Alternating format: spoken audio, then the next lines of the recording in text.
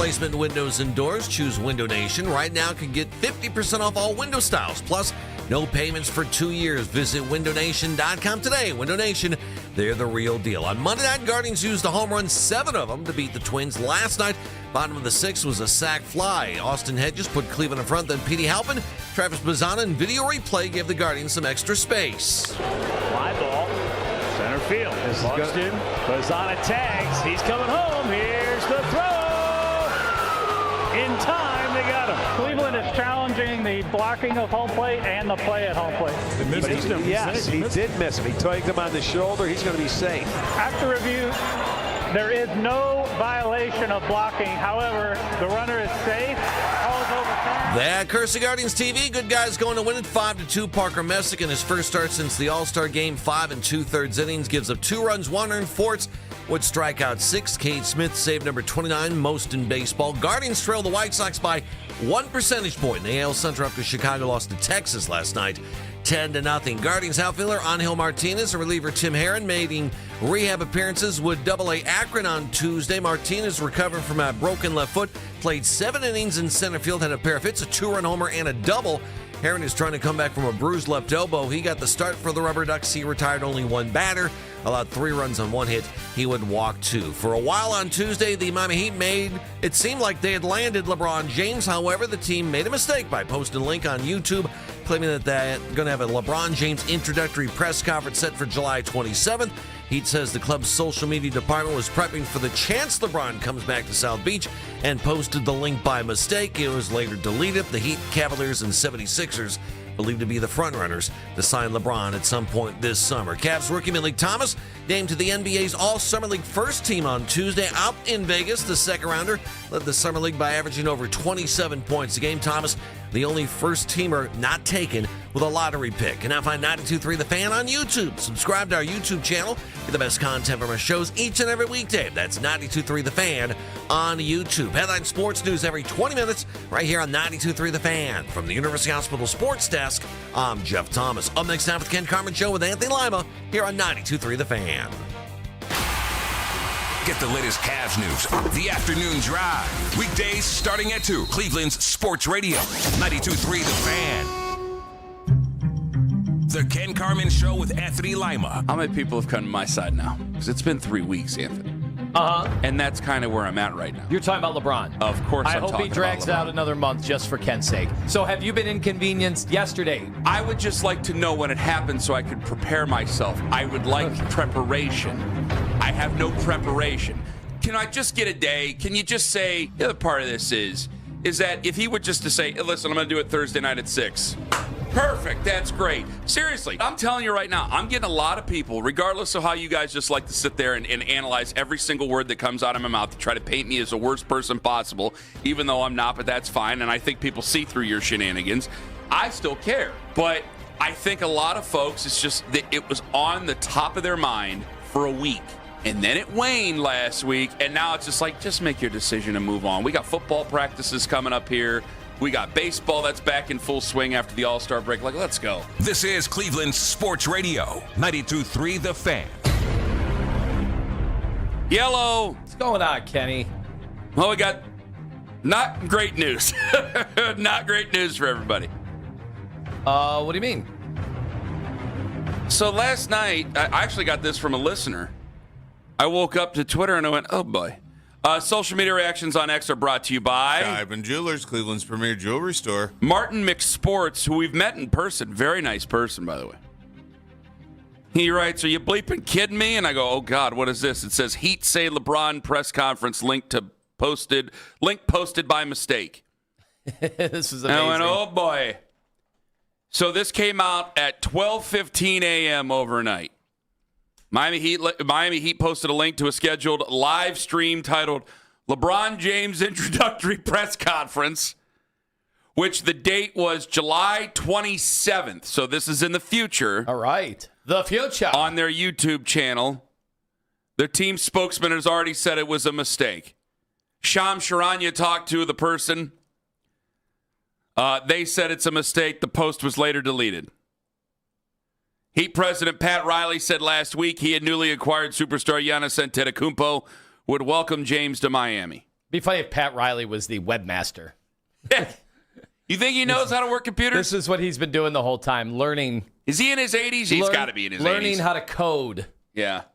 That's what he's been doing. This is the last act of Pat Riley's career. What was the commercial with the waitress who was dancing about remember the Education Connection? That's what he went. He went to Education Connection and learned how to code. That's what he did. I didn't expect this to be the way we would find out about LeBron. I don't know about you. We were talking about past unveilings. You know, who would have thought it would be a leak to a website with the Miami Heat? Well, let me ask you, because it's a short article. I mean, it's only a few paragraphs. They're like, it's a mistake. What do you think of this? Because it's definitely going to raise antennas. People are going to wake up. They're going to see this. They ain't going to be happy.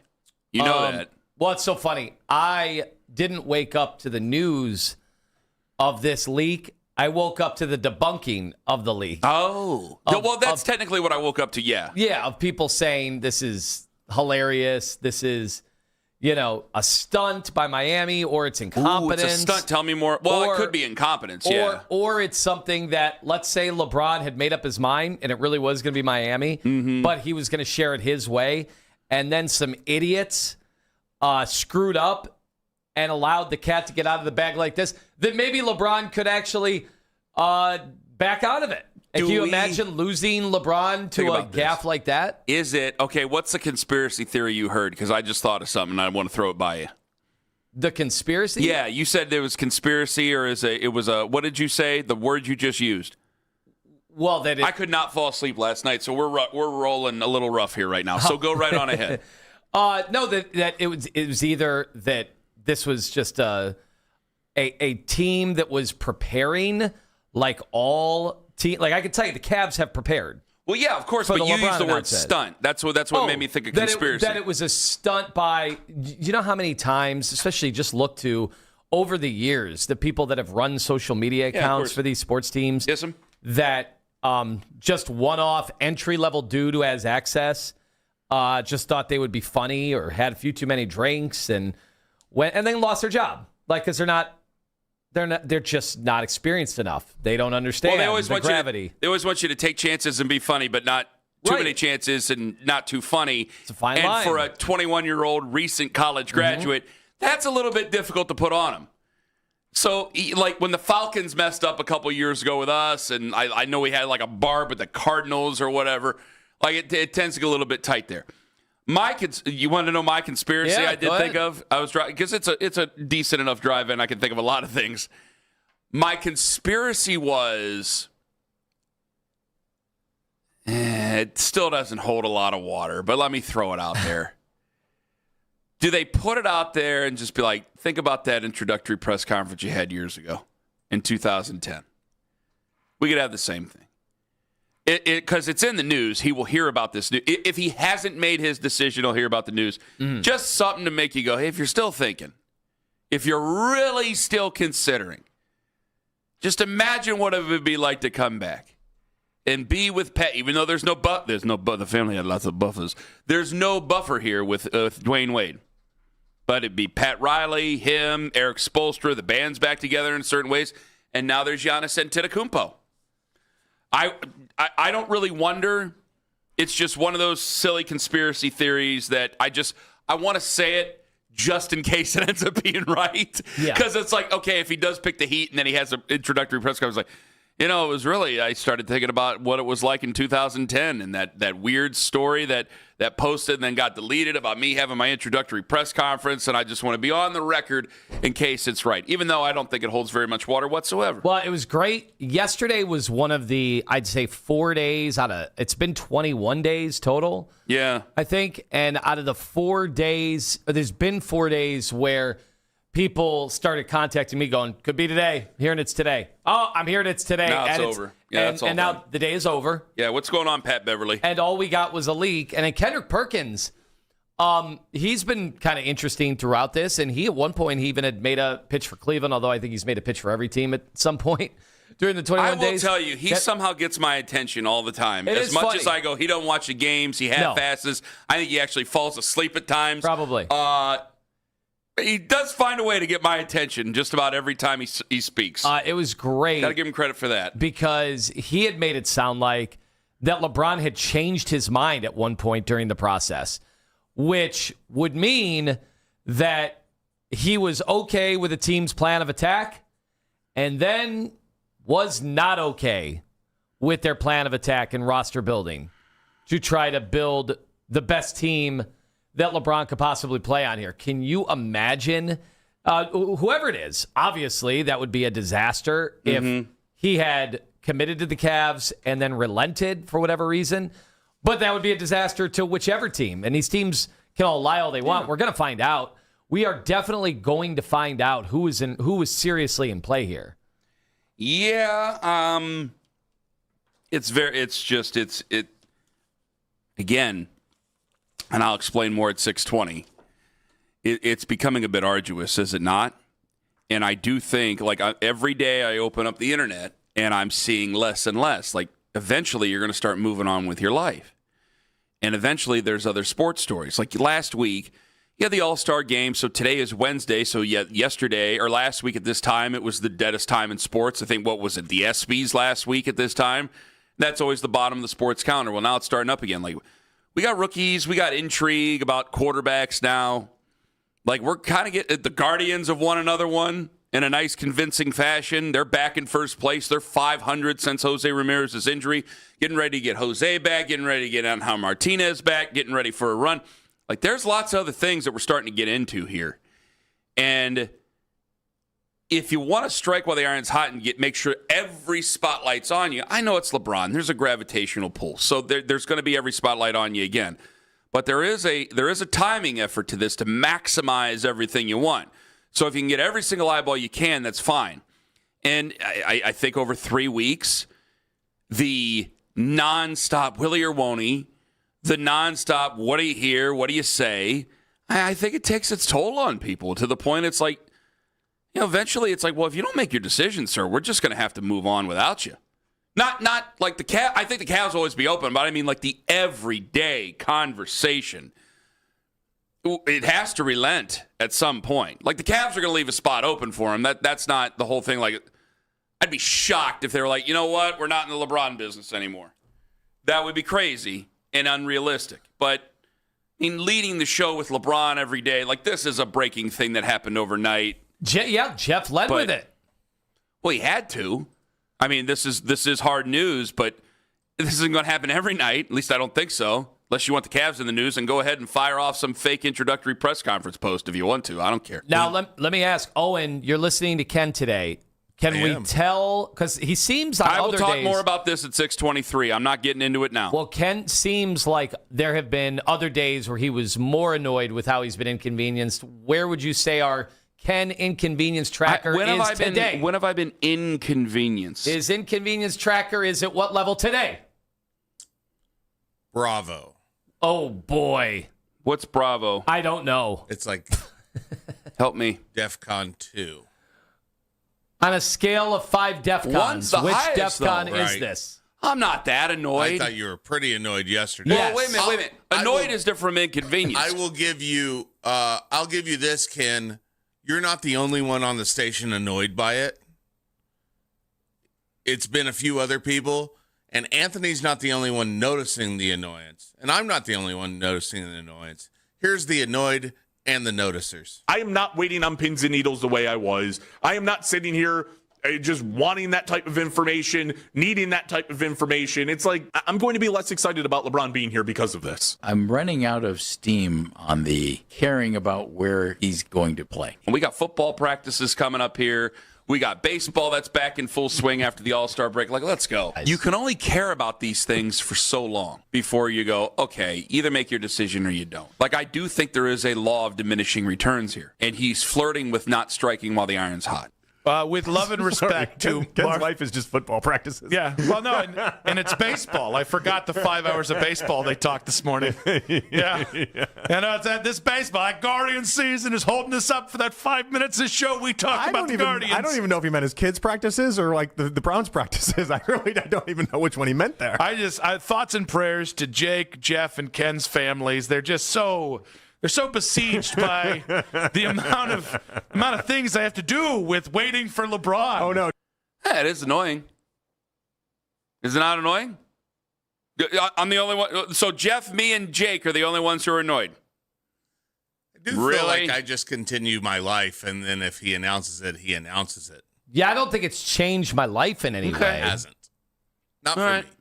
But it seems like Ken is more worried about the day that it happens because then that day he becomes inconvenienced. But that would have happened any day. That would have happened the day after he left L.A. So that's not a variable in this. That's the one thing that's a constant. I just don't want to let the kids down. I have an obligation to the children. I don't want to let the kids down. I understand that. Like if it would have happened yesterday, we would have had to run out of John Fanta's broadcasting boot camp. Did you see how excited them damn kids were to see us? Heck yeah. My own children do not greet me at the door the way that those kids greeted us. They range from ages 11 to like 21, and it was the John Fanta broadcast boot camp at John Carroll. They came from all over the globe. And like they ran over like I was Barney. No, Barney's a terrible example. That was when we were little kids. What did they run over to now? I might as well have been Blippy. Is Blippy a good example? There's been different Blippies now. Well, you get that. Like they came flying over. And I'm like, man, and it would have been terrible to have to go, I am dead serious. They were so excited. In a funny way, what a legendary thing to happen. Not going to do that. What a legendary thing that could happen at Broadcasters Boot Camp. We go to Ken, Lima. Kaylee Griffin was also there. I felt bad about that. We go there live. Obviously has a vested interest in the LeBron. Yes, certainly she does. I feel bad about that. I got to tell you more about that later. I think it came off like a jerk, by the way. No, not you. It was an act. What do you mean, not me? I'm a nice person, damn it. If I say it enough, keep yelling it at me, and I'm going to believe it. If I keep getting angry at you over it, keep yelling at you, that'll be the truth of it. No, the kids were great, and it would have been terrible to have to tell them, well, they're not coming today, guys. Why? LeBron's making his decision. And then you never get to see him again. Ken's reading the broadcasting boot camp manual to the kids, and somebody has to tap on his shoulder. There's been a decision. And then Ken goes back to reading the manual. Moving on there, bud. Coming up at 8 o'clock, we'll go around the AFC North. Coming up at 9 o'clock, Nathan Zagura is going to join us. Browns color commentator on the radio. He's going to join us on the show. It's going to be a good time. I will tell you, if I have to keep naming off other things that are interesting other than LeBron, tells you that LeBron's still at the top of the mind. I'll grant you that.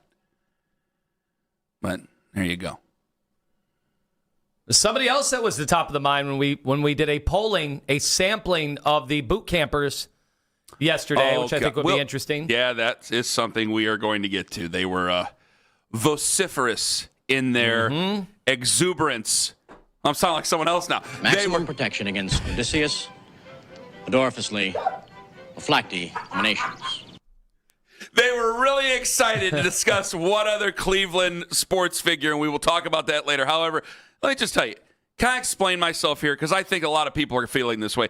It's only natural to feel the way I'm thinking about LeBron's decision. Let me explain in 5 minutes on the Fan. Peter and Company Jewelers in Avon Lake. Speaking of that, you might have somebody waiting around for you to make your decision going, what are we doing here? It's not right. I'd like to be married. Are we doing this right? Are we going to do this eventually at some point? No one wants to be forced into a decision, obviously, or pressured into some decision. And certainly when you're going to buy the ring, you don't want to be pressured into that. Well, make your decision and then get on over there to Peter and Company Jewelers to do it.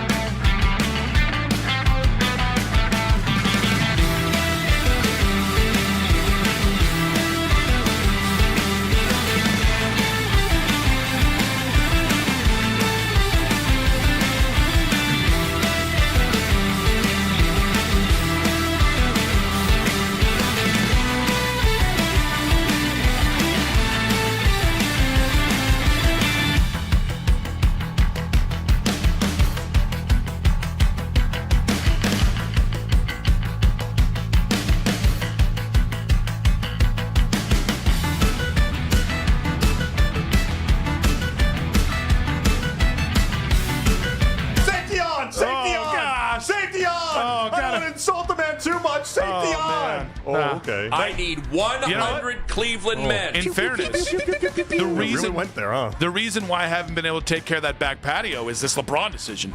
I want to. I so badly want to get out there with a pressure washer. But you never know when LeBron's going to make that decision. But I got to check my phone every 5 minutes. You don't want to start the job and not finish it. And if you start the job and LeBron happens, you've got a lot of things you have to do. I'd like to thank them for listening. They hang on our every word. Tell you that. We have some loyal listeners. I didn't know that they're not as loyal as that. This was just one specific time in their show. I flipped in 4 times yesterday, and this theme was throughout the hours coming up. Yeah, but we're all in on LeBron, right? Everybody, not everybody, but those two are sitting there commenting on my comments on this. But we're all in on LeBron. Nobody's bored or annoyed that it's taking this long. Oh, and I'd like to thank you for putting that together because that is case and point.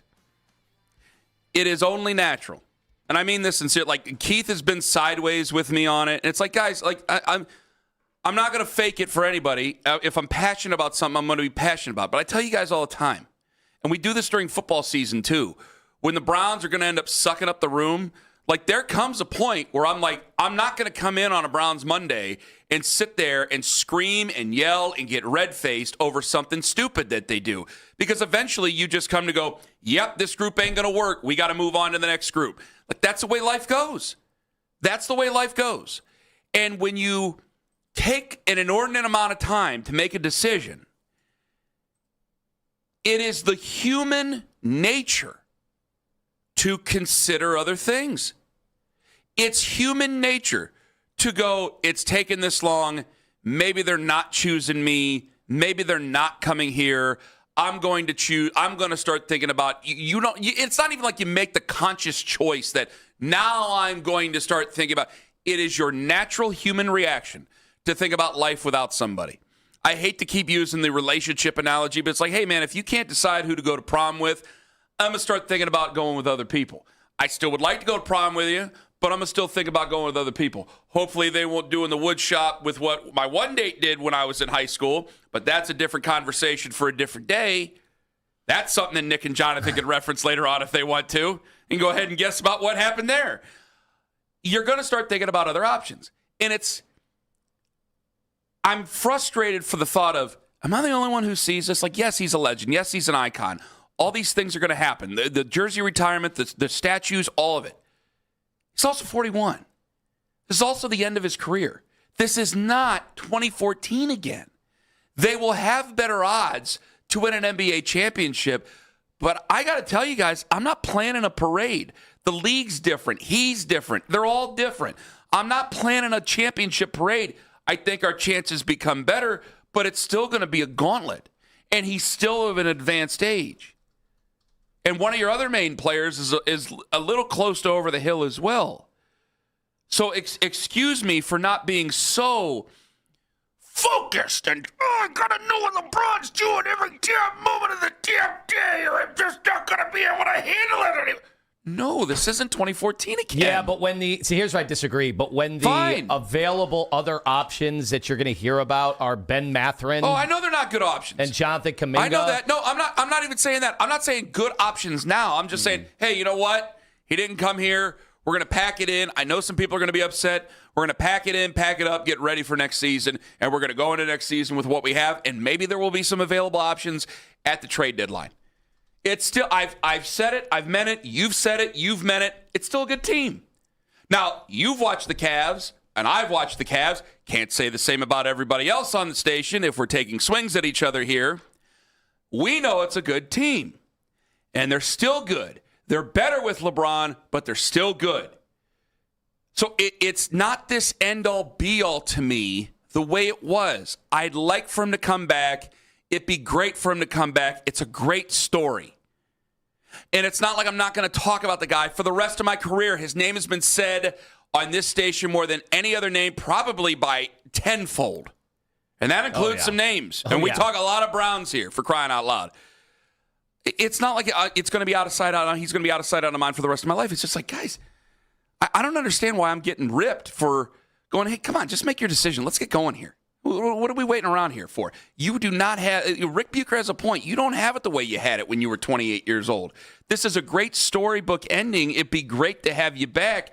But damn, Sam, like we got to get going here. If you ain't going to get going, then I got to think about other options. And one of those – my main option is just running it back into next year, which is a horrible option for a lot of folks, but – it's better than blowing the damn thing up or making a terrible trade that really is going to help you. Well, I'll tell you what I really wonder is if we found out that LeBron backed out, that it was going to be the Cavs, and then backed out because of, I don't think it'd be cold feet. I think it would be something that the Cavs maybe thought they could assemble and then were unable to for whatever reason. Mm-hmm. I wonder what the backlash would be. There'd be immediate backlash for LeBron, obviously. Okay. Because it's going to be like, oh, what a tease. This was going to be such a storybook year potentially. The season ticket holders were going to throw their money at the Cavs for a final season. It was going to be a documentary. We are going to be nostalgic all season long, and then they were still going to be really good. So can you imagine when April comes around and the playoffs start, like how amazing that could be? The 35 national TV games, the Christmas, the this, the that. And then to have the rug pulled out underneath him like that for a fan, and then having him finish his season, and they're going to film a documentary in Philadelphia or Miami. Like, it's a little different. Like, I do have to make this clear. In 2014, it was about winning a championship, ending the streak, finding your rightful place as the legend of legends. This is about ending your career and ending your career the right way. And I do think it's more end the career first. If we're being realistic about it, guys, it's end the career right way the first and then try to win a championship second. I mean, that's the realism here. Now, it's not in his world. I'm sure he wants to win a championship. He should want to win a championship. But I have to look at the odds. I have to look at the West. I have to look at the other teams. And I would say we're going to be a much happier group of people if we do it my way than it is the other way. Because if he doesn't choose here, like, yeah, he's going to try to win a championship, but you're going to have this ceremony every single night of where you go. Okay, that's great. But my phone's lighting up again. I'm sure it's Keith, because the Wizard of Oz is so worked up about this topic, and I'm going, I can only give so much emotion. I know I'm an emotional person, and I know he loves to wind me up, and I know that a lot of people, it's amazing. The days I say I'm not going to cuss you out and get all crazy, I will get cussed out on the internet going, do it. Come on, clown. Do it. Entertain me. Give me what I want, yelling at you. And most of the time I do. But I'm out of new things to say. We're all out of it. I'm sorry. Like, you hear some of these Cavs writers that come on. What have they said that's different? Well, what have they said? We've actually had a few that said they wouldn't come on anymore because they didn't want to speculate. Honestly, exactly. That's what John and I have talked about in our post-show stuff is like, who do you even book right now who's going to say anything different than what's been said for 3 weeks? Right? Yes. And you're right, and John's right. Because I'm sorry, I've listened to a couple of Cavs writers, and a couple of NBA writers as well. I'm not even taking shots at anybody there. That's not what I'm trying to even do. In basketball, right? That's everyone in basketball, where they're not saying anything new. And I understand it's hard because they're like, if you were Brian Windhorst or something. All right, you got a hit coming up at 6:43 on SportsCenter. What do you want me to say? I don't know. It'd be better to find a different way to say the same thing than what you did last time because we got to keep it interesting. Like, there's nothing else to say. So I got to wait for the guy to make his decision. And if there's nothing else to say, then I'm going to start saying things about other things. Like the Cavs, other than LeBron. Like the Browns and their quarterback controversy and their head coach, where I got to tell you, if we're talking about interesting stuff, I thought it was a great question that was talked about yesterday with Nick and Jonathan about the amount of blowback that Todd Monken might have if he were to decide that Deshaun Watson was a starting quarterback, considering the amount of blowback that they got for holding back Shedeur Sanders last year on that Browns coaching staff. That's something of substance, because this is it just exists now. You haven't made your decision. We have to move on with life. It's that simple. And this story with the Heat coming out about, well, they posted a link to the press conference. Okay, that's new, but I'll tell you guys this right now. It is perfectly explainable that they accidentally hit the send on that, because I'll tell you guys right now, it is, I've been saying a lot of things, I'll tell you right now. Let me tell you right now. I'm not trying to say anything out of school here, but I know for a fact somewhere there is a stack of press releases over at 76 Lou Groza of trades that never happened, of draft picks that were never made. They got to get ready for these things. I wish that one trade was in that stack, but here we are. There is a list since 99. I'm serious. There's a file of these things that just never happened because they got to be ready for it. Little rumors, little innuendo, little things that are said, they're just there. So it's not just the Heat, it's every franchise in pro sports. They got to be ready for these things, and maybe some kid made a mistake and hit send on the website. Or maybe someone was trying to be stupid and hit send on the website. And that's probably the biggest possibility here. But we'll see. Okay, end of that story. What else can I drum about LeBron that hasn't been said 30,000 times over the last 3 weeks? Hell, I'm more upset about getting called out for not caring than I care about LeBron. Well, you do care. Of course I care about LeBron. You would not be spending even this much time if you just flat out didn't care about it. Care about LeBron? Of course I care about LeBron. Yes, I want him to come and I want him to be on this team. I want him to finish his career the right way. And I want there to be a nice storybook ending. And I want them to try to win a championship. But even if they don't, this is the best case scenario if you don't win a championship. It's still the best case. And if he doesn't see that by now over 3 weeks, then I guess I ain't going to get to him. Okay, fine. Do it your way. You've always done it your way. That's okay. That's fine. Well, Kenny, it's like, yeah, it's only natural to care less about things over time. We move through a news cycle. Look at some of the stories that have gone on over the last year. They were the biggest thing going for 2 weeks, and then something else happens, and you totally forget about it. Sorsby. Yeah. Malik Willis. We argued tooth and nail every single day, and they're like, yeah, there's arguments to be made that their quarterback room's the worst of the NFL. It's not, but there's arguments to be made. I go, we fought tooth and nail over one of the guys who are part of one of the worst quarterback rooms in all the NFL. Think about the storyline. Think about general news for crying out loud. I think we had 4 Kyler Murray days. They were on my Mount Rushmore. Fine, did it again. No, you don't need to do that. Well, you made the face. No, it took me a minute to realize what you were talking about. Well, I mean, hell. The video's all screwed now. I'm sorry about that. Go to break. Okay, I'll go to break. Coming up at 8 o'clock. Need a car, but have less than perfect credit? Then get to Ken Ganley Kia in Medina. And Ken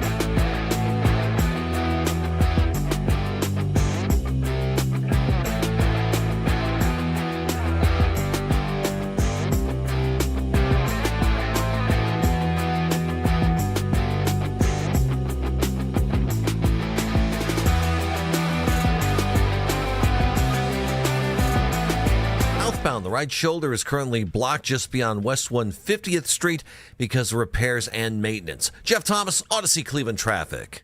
LeBron watches on. And this fall, I'm going to take my talents to... Could he make another return to Cleveland? We are the place for all the latest NBA news and rumors. We are Sports Radio 92.3 The Fan.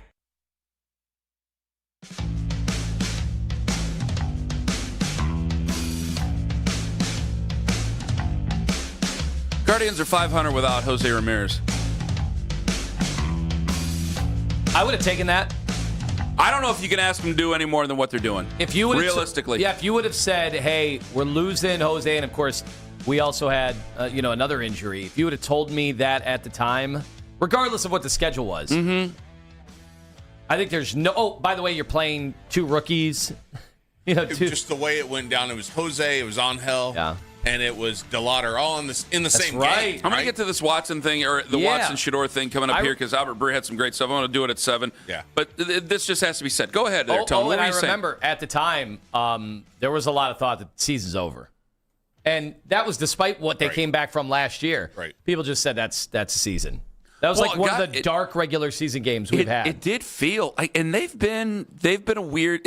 Honestly, they've been a young team, and they're playing like a young team. Like Sunday was some of the dumbest professional baseball I think any of us have seen in many years. The base running was horrible. It was. That's why I went after Arias on Monday, and it wasn't because they were acting like a young team, but on this team, he's a vet, right? He's not in the grand scheme of when you look at roster construction. He's a 4-year guy. And you might not put him in the vet category on a lot of rosters, but here he's one of those guys that you've been through the trials and tribulations, sent back to Columbus and called back up and all of that, and it wasn't. He was the leader of the blunders. He's played in 354 Major League Baseball games. There's a lot of people that will be called MLB veterans that have played in like 60 games. You are right. That is 100% true. And when they play stupid, it's stupid. And sometimes it's the same thing with a lot of young kids. We all want to believe our kids are precocious, and most of them are bright at times, but young kids will do something, man, that was dumb. What the hell were you thinking? That was a dumbass move to make. What were you doing? And that's what they do every now and then. Like Sunday was just plain and flat out stupid. At times it was lazy. It was just absent-minded baseball. That's all it was. And it was crazy because before they hit the Marlins series, it almost looked they were sucking wind just trying to get to the All-Star break. Then they sweep the Marlins, win the last game of that series before, and then they sweep the Marlins, and then they go into this one. It's like they never played baseball before. They had the great walk-off that happened on Saturday. Thank God that happened, or it would have been a total wash of the weekend. And then they come out against the Twins, and the Twins aren't great, but they're not like they're not the worst team we've ever played in baseball. Twins were 2 games out of the Central when they came out. And so many people, I guarantee, thought, and myself included, by the way, they scored 13 runs back on Monday night. It's like, all right, we're going to lose 1-0 tonight. No, they were able to pound out a win without even hitting a home run last night. That's perfectly great.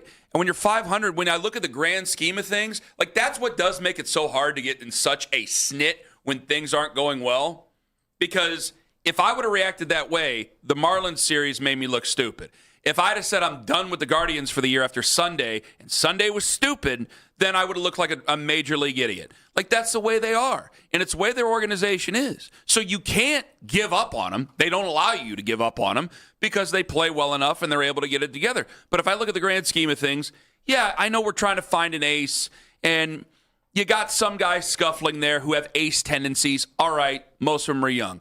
I have a lineup there that there's some exciting players. Khalil Watson has played his ass off. Every chance he has to get to a fly ball or to a ground ball or to run one out, he plays hard every single chance he gets. He's fantastic. I love him. I'm already in love with the guy. He's fantastic.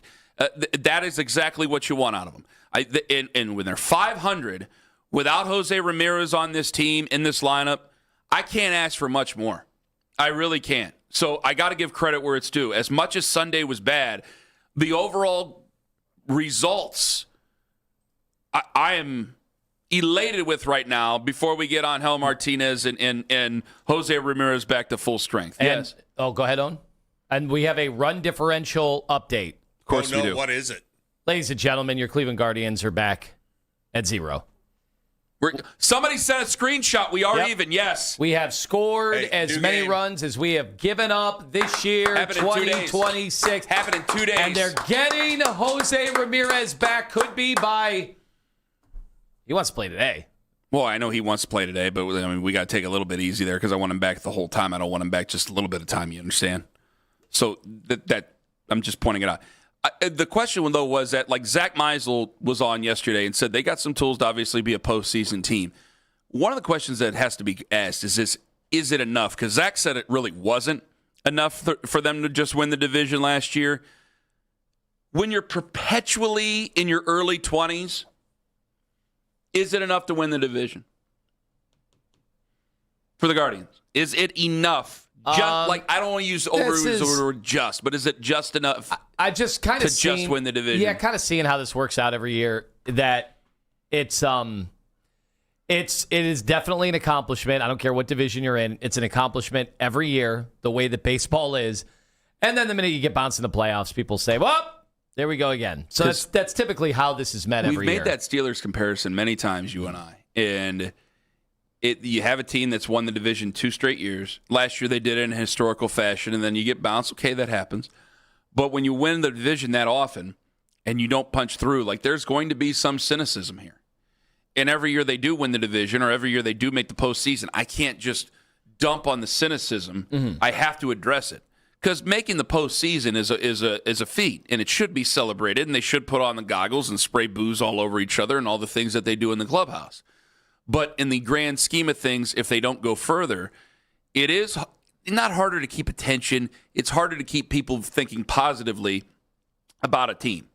It's human nature. You always want something to be a little bit better. Well, it's just the one clear difference with baseball. There's so many games that the Guardians give people real joy all summer long. Yes. In a way that the other teams just can't. They can't compare. Like the Cavs have given a lot of joy night to night, but people just act like the regular season means nothing, and they're just so used to NBA highlights.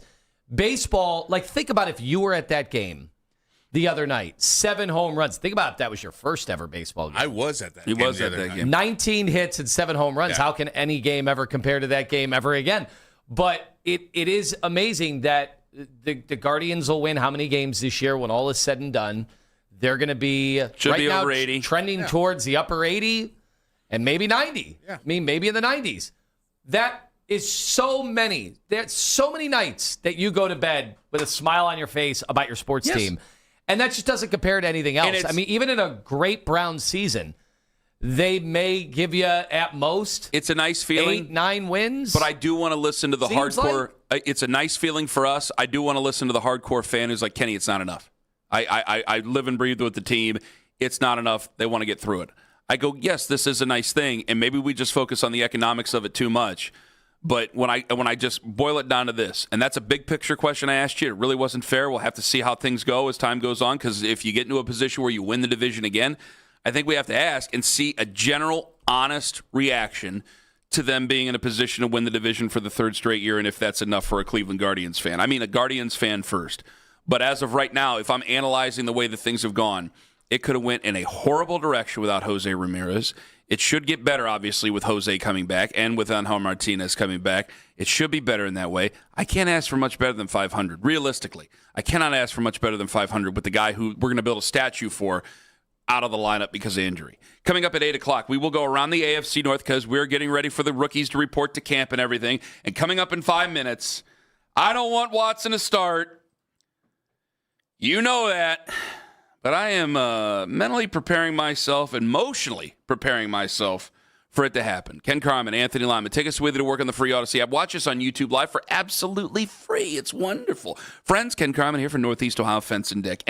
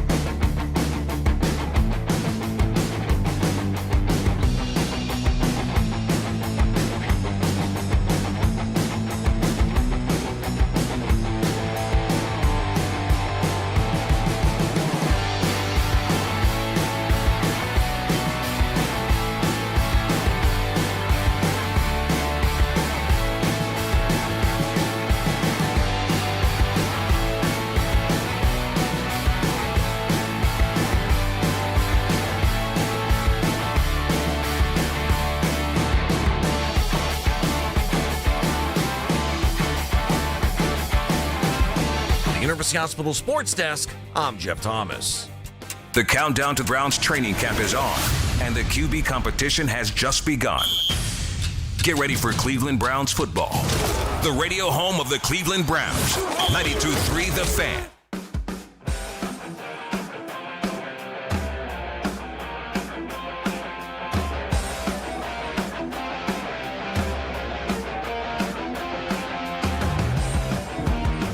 Zagura, 9 o'clock. We're getting ready for camp. Yes, we are still on LeBron watch. Yes, the Miami Heat inadvertently put out a press conference release for LeBron. This is where we're at. It is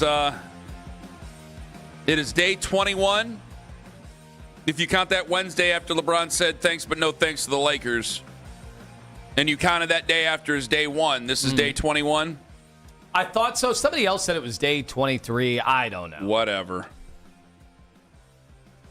Just a nonstop siege. So LeBron hadn't made his decision yet. I do like that we're getting updates now that he's not going to make a decision for the day. That's a nice thing. So yeah, that happened yesterday. I thought it was Dave McMenamin. Yes, McMenamin put it out at like 3 o'clock yesterday. Thank you very much to Diamond Dave McMenamin. Well, no, it's Diamond Dave Zastidal. I got to figure out another one for Dave McMenamin. But Dapper Dave McMenamin. There we go. Dastardly. So thank you very much to Dastardly Dave McMenamin, which sounds like a wrestler in the Mid-Atlantic region. All right, here we go. I'm mentally preparing myself for Deshaun Watson to be the starter. And I know I'm going to get hammered on the internet for that. That's okay. Now, we know who I want. I don't know if it's going to happen. Here's Adam Schefter yesterday on the Adam Schefter podcast, which this probably is going to be common sense. Hit it. 4 quarterbacks on the roster right now, Ty. And there will not be 4 quarterbacks when the season starts. I don't believe. Maybe they could carry all 4, but right now they've got Deshaun Watson, who's going to be there. They've got Shedeur Sanders. They've got Dylan Gabriel. And they have rookie quarterback Talon Green. So there's 4 quarterbacks. The headlines of that camp, without question, are going to be who wins the starting quarterback job. Is it going to be Deshaun Watson? Is it going to be Shedeur Sanders? Are they going to keep the other 2 quarterbacks? Could they find a trade partner for Dylan Gabriel? I hope they do, for everybody's sake there. Got nothing against Dylan Gabriel, but it's time for everybody to move on. Been a bad meeting there. Here is Albert Breer on Afternoon Drive about that QB competition. Makes me feel, we'll see how you feel after this. I didn't get any indication anyone was running away with it, which, I mean, you can take that however you want. But I didn't get the idea that, like, someone had just taken the baton and sprinted with it. You know, you're going to see some different things when they get to 11 on 11. They're both learning a new offense. I think that piece of it, like, what coaches will tell you, like, a lot of times is that the spring's for learning, the summer's for competition. Like, I think the actual competitive part of it may not have even gotten off the ground yet.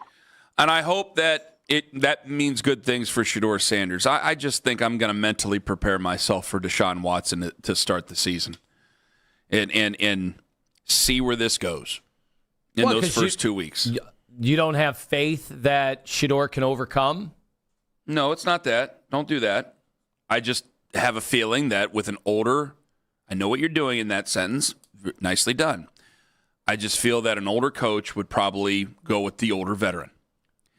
And seeing the James Palmer report, hearing some of the things, like there's a lot of opinionists, and I can give you, I make opinions, and I could give you every single reason in the world why I think Shedeur should be the starter to start the season. I think a lot of people know where I stand on that, but I can't find a lot of like insiders, guys who because if we've gotten to the point where if they tell us news we don't want to hear, we're just going to rip them. And I'm not going to rip these guys for telling me news I don't want to hear. Like Albert Breer, if he eventually comes in 3 weeks in camp and goes, hey, Deshaun Watson's going to get this job, guys, what am I going to do? I'm going to start ripping Albert Breer for telling me bad news I don't want to hear. I'm not going to shoot the messenger over there. He's an insider. He's got no skin in the game. One we're much more interested in than the other. Shedeur Sanders, we're more interested in him. I want him to start, but I'm just starting to mentally prepare myself that it's going to be Deshaun Watson because there's just so many things that would point to, yeah, a veteran guy is going to pick the veteran QB. If his job, I think he feels his job is always on the line. I think every head coach feels that way. And I know that they'll try to keep him as long as they can. And I don't think they're in any hurry to ever let go of a guy anymore after the whole debacle that happened with Rob Chudzinski. But damn, I'm just getting that weird gut feeling that, it's going to be Deshaun Watson to start the season. I better get used to that idea. Well, we've said all along that we thought, all right, in this case, the tie would go to the younger guy, but it almost sounds like you're now saying if it's even close, the coach is going to go with the veteran. And I've thought about us kind of dancing around it here over the last week or so. In between, like we've had a lot of LeBron conversation, but I've caught us dancing around it a little bit, and it would seem that the tie should go to the young guy that more fans want to see. Which, boy, I got some blowback on that yesterday. I'd like to get into. The anybody but Shador crowd came out in full force at me yesterday. I would like the tie to go to the young guy, but I think in Todd Monken's case, you could easily explain it away and say he was behind last year. Then they let go of the previous coach. I got a new offense. The veteran has seen different offenses. He has not seen as many offenses. It might be better for him to be a backup, get ready for himself. Not my opinion, Todd's opinion here, I'm guessing. It might be better for him to see the field for a second. There was a whirlwind going on to finish your year last year. See the field for a second, catch your breath, and then go out there when your number is called upon. Well, I've got a question then. All right. That I didn't think take it to a place I don't want to take it. I did not think I was going to be asking today, but now I feel like I have to. Did they make a mistake hiring Todd Monken, and should they have gone with Nate Scheelhaase or Grant Udinski? Why? Because then we wouldn't be using the logic that we're using, which is, longtime NFL head coach, somebody who is, at that age, they're just going to go with the veteran. Thought about that. I'm glad you brought that up. I've thought about that. I think we lied to ourselves during the coaching search. I think that I wanted Shador Sanders. You started to hear the rumblings about Deshaun Watson and, hey, he's getting healthy again. And I think I talked myself into going, well, if you got a 30-year-old coach or a 35-year-old coach, he's got all the time in the world. Since when do these guys have any time in the world? I mean, Jonathan Gannon was one of the best-known names, up-and-coming names. He got 2 years with the Cardinals, a more bun franchise. He got 2 years, got fired. A lot of people were surprised about that. Not many Cardinals fans, but I don't know many Cardinals fans. A lot of people were surprised about that. Jonathan Gannon's a relatively young guy, is he not? Mm-hmm. I mean, young guys get fired in 2 years now, too. I'm only saying that because he's close to my age, Jonathan Gannon. Oh, is he in his mid-40s? He's 43. How old's young for an NFL coach now? Does it have to be in his 30s, or can you be 45 and below? I think you're still early. I think you got to be 42, 43. Okay, I'll take it. It still throws you off a little bit because Rutenberg, he sounds like he's 33 years old and he's 44. Yeah. Like he's older than we think, but he's high energy and he sounds young, looks kind of young. He's 44 years old, if I'm not mistaken. So that'll throw you off. The preservatives and everything, they throw everybody off now. McVay screwed everybody up. Yeah, he did. That's a great point. And by the way, McVay being the great point there, a lot of people thought he was going to screw up. Yeah. When he first got hired, because he was the first real toss into it, and then everybody wanted their young guy. But I think that was something we said going, all right, that if we get Grant Udinski, and Grant Udinski might end up being a great head coach someday in the NFL. Same thing with Nate Scheelhaase. But if we get Udinski or Scheelhaase, then they're gonna give him plenty of time. We're gonna go with a young guy. Everything's gonna be great. We're gonna go with Shador. I don't gotta worry about Deshaun anymore and nasty phone calls and all that other stuff. And I think that was just me being emotional and talking ourselves into it. And you were complicit in it as well. Let's be honest here. I think a lot of us were kind of hoping that. Now you're with a 60-year-old guy where he certainly has no time to wait around. Where people are already doing the David Culley comparison, which just destroys my guts to try to make that comparison because I thought that was a major mistake down there too. I don't want to do that to Todd Monken, but man, it's just like you're going to play the best guy. And I think maybe Shador at this juncture, I would think he probably has the higher ceiling because I don't think Deshaun Watson's anywhere near what he used to be. I think that version is gone. And kicking the tires and thinking that he can touch that version is gone. Pre-injuries, I would say, of course, Deshaun Watson has a higher ceiling. It wouldn't be a conversation. And honestly, pre-injury, you wouldn't take Shador. You weren't taking Dylan Gabriel then. Now, the funny thing is, there are some Deshaun Watson people, and the messaging they are putting out is that this is the best the shoulder has been in a long time, and his athleticism is right back to where it was. Kind of believe it when I see it.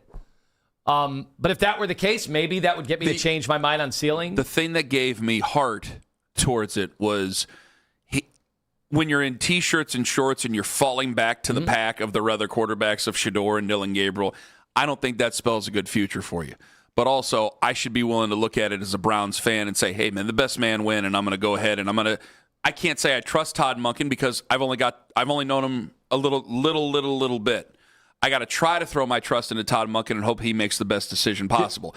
And usually the best decision possible for a lot of guys, if the rookie isn't a first-round guy that is the odds-on favorite to take the job, they're usually going to go with the veteran, are they not?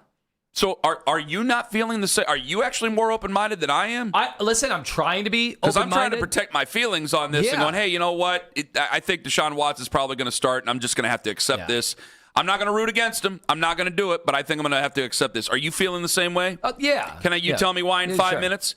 In 5 minutes, Lima's going to tell me why. Are you ready for Deshaun Watson to start if that were to be the call? Or am I just trying to protect myself here, and you think Shedeur Sanders has a realistic chance to take this job? 216-474-0092. We'll go to About Last Night at 7:45, where we're getting some interesting threats in college football on the Fan. 40,000 people choosing real relief without having to go under the knife. That is a real number, and it continues to grow.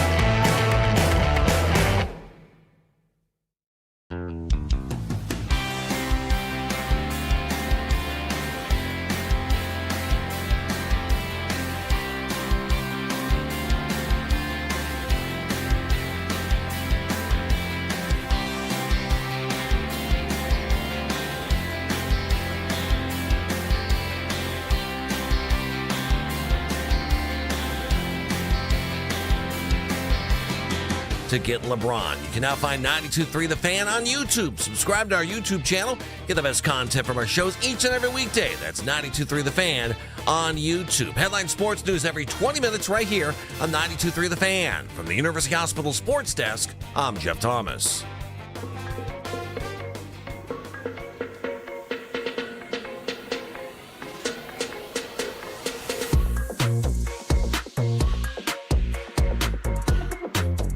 Getting a lot of reaction about this.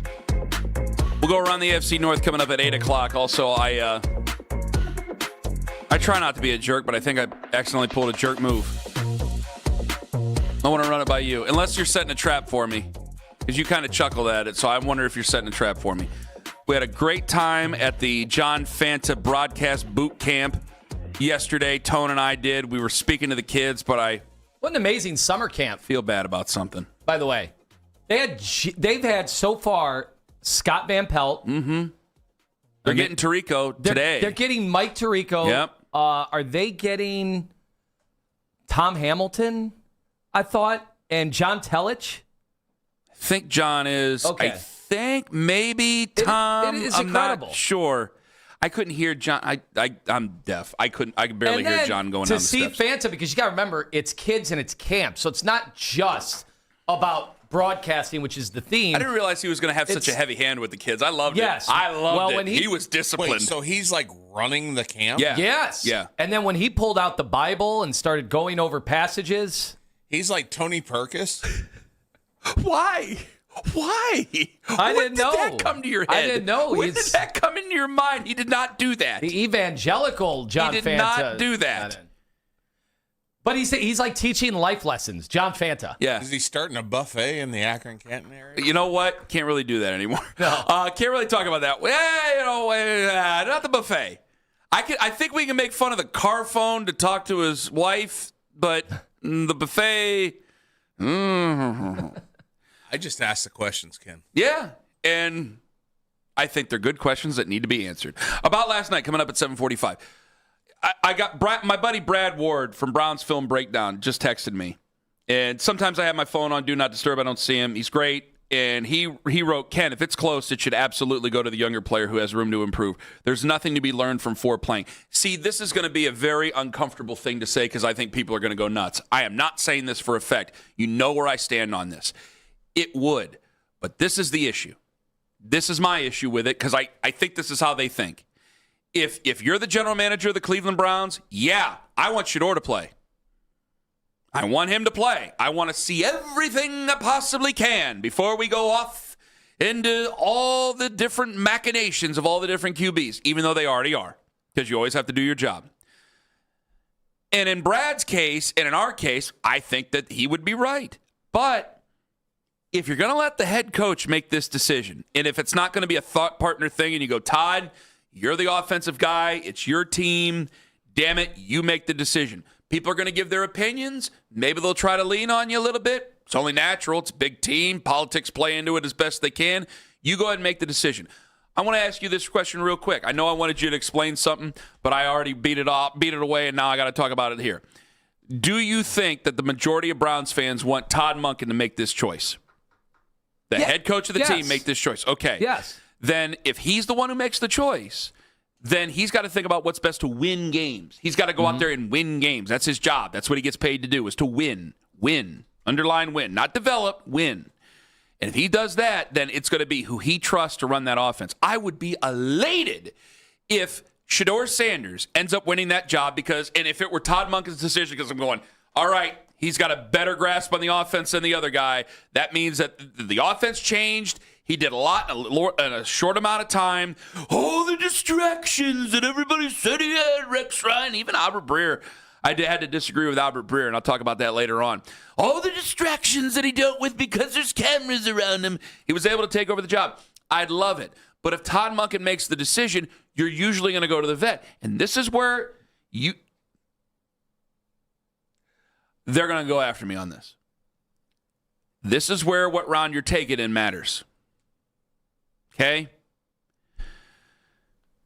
It's only natural, unless that guy goes out there and he's gangbusters from the beginning, you're going to go, yeah, we're going to know pretty soon. So if he goes out there and he only gets 4 games, They don't care. The fans will. But you just give less time to guys that are taken later. Oh, yeah, that's true. I mean, that's typically how it's worked. And he could look at it and go, yeah, I know we want to see everything, but I'm not nearly. He could go, I'm seeing everything that you guys aren't seeing. We're in meetings. He may or may not be picking up. Like, this is all hearsay right now, right? Yeah.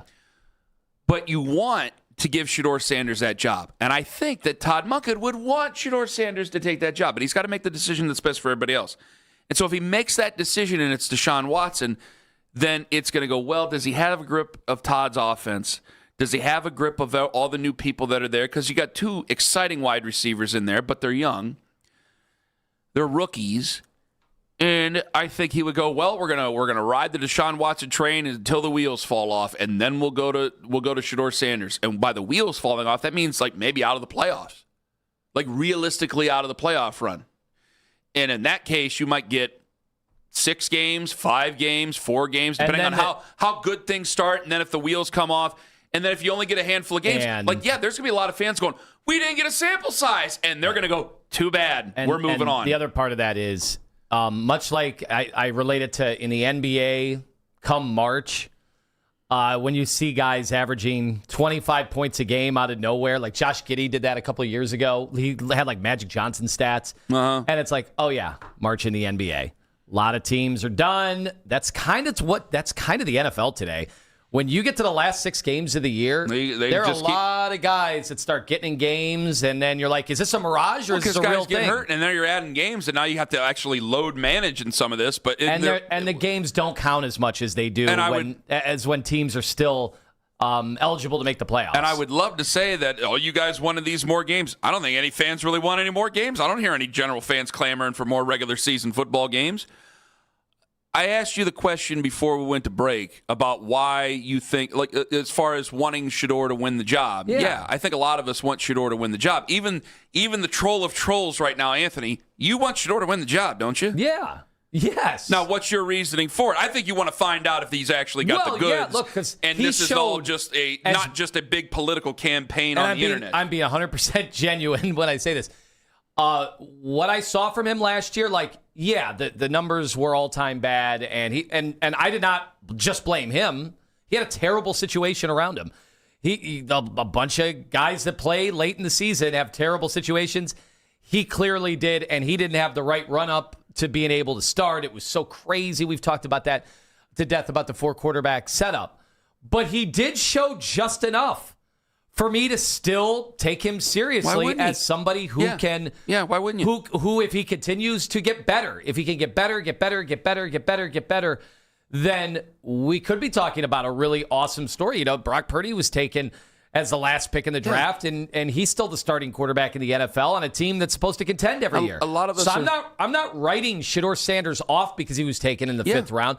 I saw just enough. The fact it's refreshing to hear this and not the stuff you were spouting off yesterday at times. I'll tell you what I have said about him that I really like is, for the he's not built of muscle. He doesn't have those freakish traits that guys that get taken in the first round, the darts that get thrown sometimes.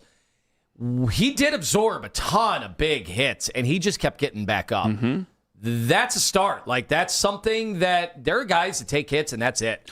They're just done. They don't know how to fall. They don't know how to take hits.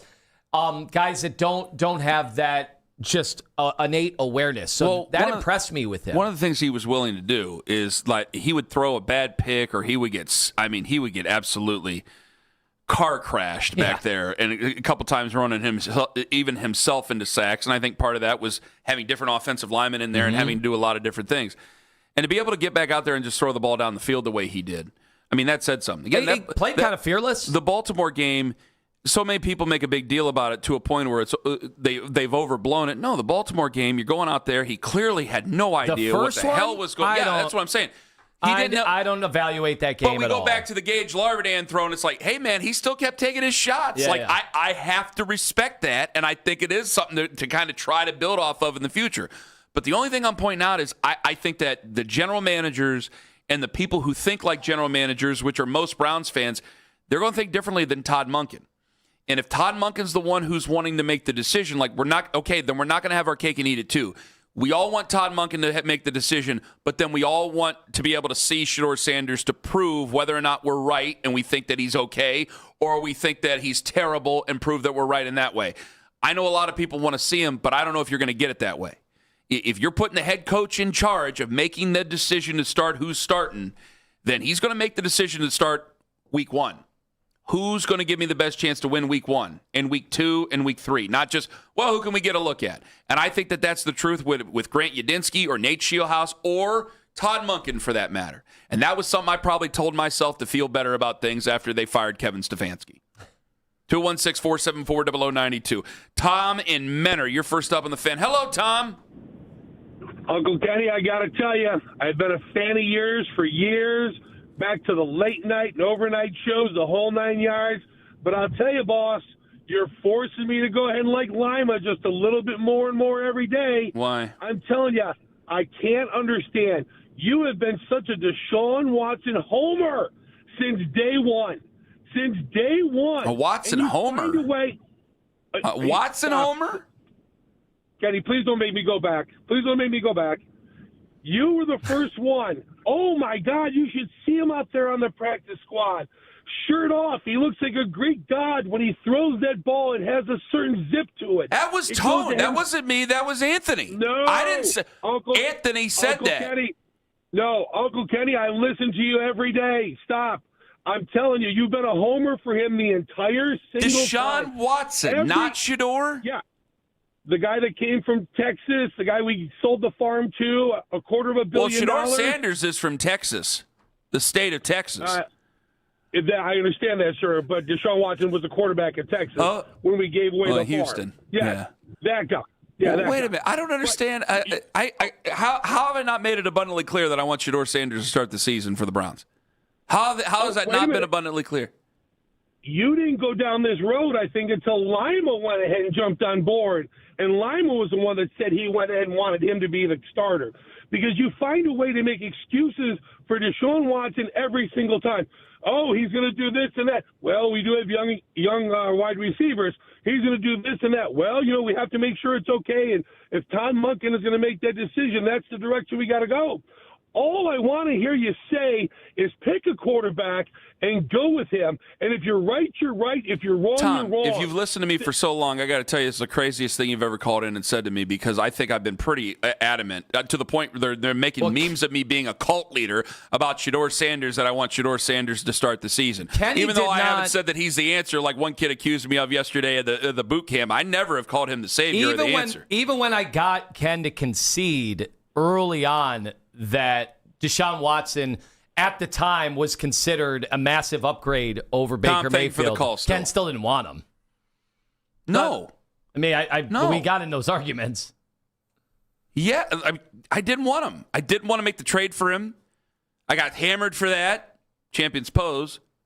We'll see. We'll see if we can start it over a fourth time with him, I guess. I never wanted to be in the Deshaun Watson business from the get-go, from Clemson. We had arguments about that in the draft. So no, Tom, there's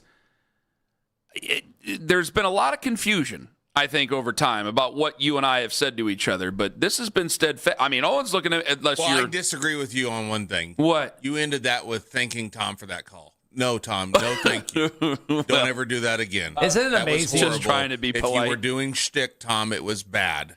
It wasn't good. Isn't it amazing how this works, though? We debated Deshaun Watson coming out of college. And then there was, for 4 years, I was looking pretty damn good. Yeah, you were. And then I could never have looked worse. Same thing with Carson Wentz. Unfortunately, those 4 years did not happen in Cleveland. Right. Did not happen in Cleveland. Same thing with Carson Wentz. You guys were in here playing Fly, Eagles Fly. Wentz, MVP I was candidate. hiding under the table. It was so bad. MVP candidate. The Champions posed the hell out of that one. Then they won the Super Bowl. With somebody else. This is odd. He got a ring. What a career. He did get a ring. What a career. He's still bouncing around, isn't he? I don't know if he got picked up yet this year, but he'll get picked up by somebody. We'll see a picture of him wearing 7 different teams warm-ups, trying to get on. I think at this point he's a better hunter than a quarterback. Now he's become like a good backup quarterback that you'd want. It's crazy. Well, you know what? Don't count them out in 2027. Yes, that's right. Around the AFC North at 8 o'clock, up in 5 minutes, we're getting weird threats in the NCAA with certain conferences. And, yeah, somebody accidentally hit send. And I know you're freaking out over that from last night on ESPN. I'm not just trying to rationalize it about LeBron. I'm going to tell you a true story here in 5 minutes on The Fan. XTENDAV.com.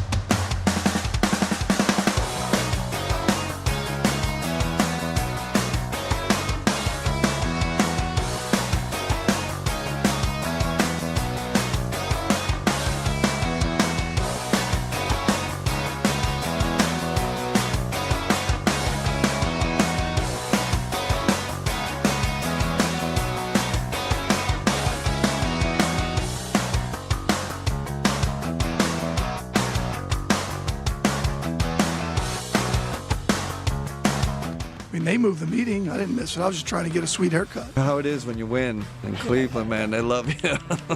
When you lose, whew, it's the way it should be. He's a piece of crap. The kid, he sucks. He's sucked his whole career. I got rumors about him. How he couldn't please his wife, so now he's divorced. That sounds really good, but I'm not 6'5", and I don't have the athletic ability to play in the NBA. Now, the Ken Carman Show with Anthony Lima give their thoughts on what you might have missed about last night. The Guardians clinched at least a series split over the Twins with a 5-2 victory. And guys, I think Steven Kwan is back. 1 for 3 with a double and 2 walks yesterday. On June 23rd, he was hitting .206. He's bumped his average up to .239 with a .357 clip over those last 23 games, in .400 in the month of July. He's got one more year of arbitration.